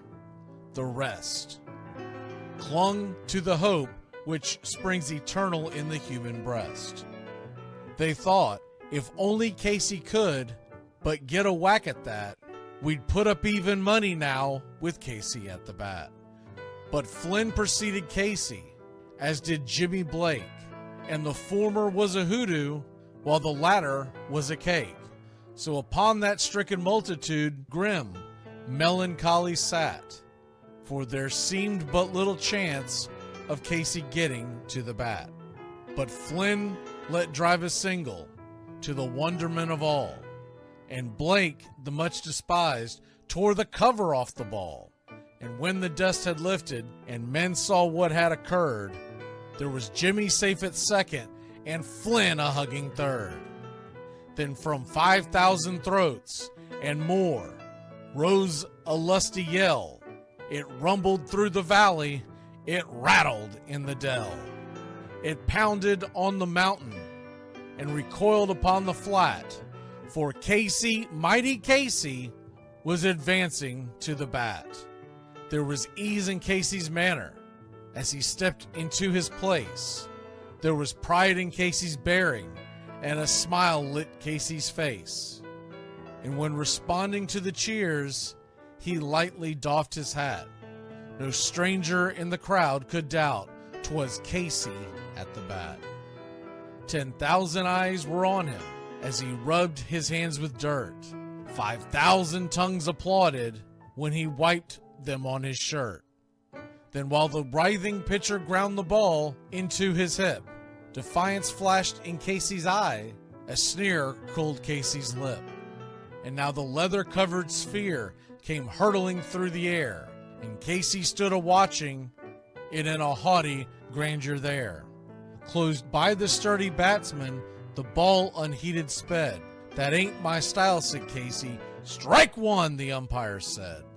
From the benches black with people, there went up a muffled roar, like the beating of a storm waves on a stern and distant shore. Kill him! Kill the umpire! Shouted someone on the stand, and it's likely they'd have killed him had not Casey raised his hand. With a smile of Christian charity, great Casey's visage shone. He stilled the rising tumult, he bade the game go on. He signaled to the pitcher, and once more the dun sphere flew. But Casey ignored it, and the umpire said, "Strike two!" "Fraud!" cried the maddened thousands, and echoed answered, "Fraud!" But one scornful look from Casey, and the audience was awed. They saw his face grow stern and cold. They saw his muscles strain, and they knew that Casey wouldn't let that ball go by again. The sneer is from Casey's lip. His teeth are clenched in hate. He pounds with cruel violence his bat upon the plate. And now the pitcher holds the ball, and now he lets it go, and now the air is shattered by the force of Casey's blow. Oh, somewhere in the favored land, the sun is shining bright. The band is playing somewhere, and somewhere hearts are light.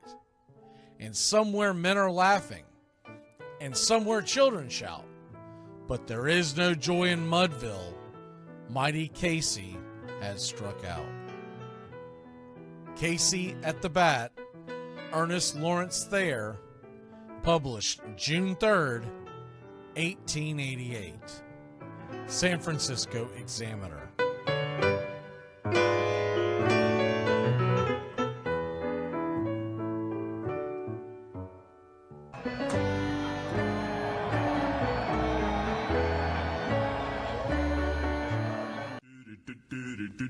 Goodbye, sweetheart, well, it's time to go. We're back tomorrow with another show. Well, unless we're fired, we'll talk to you then. Goodbye. Goodbye, sweetheart. Goodbye. Goodbye. Guys and gals, it's time to go. We'll see you on the next show. Same bat time, same bat channel. It's closing time, y'all. You don't have to go home, but you can't stay here. Have a great one. On your way out, please like and subscribe, and don't forget to tip your favorite bartender. We'll see you. I'm Mac McGee, signing off for Braves Country Radio.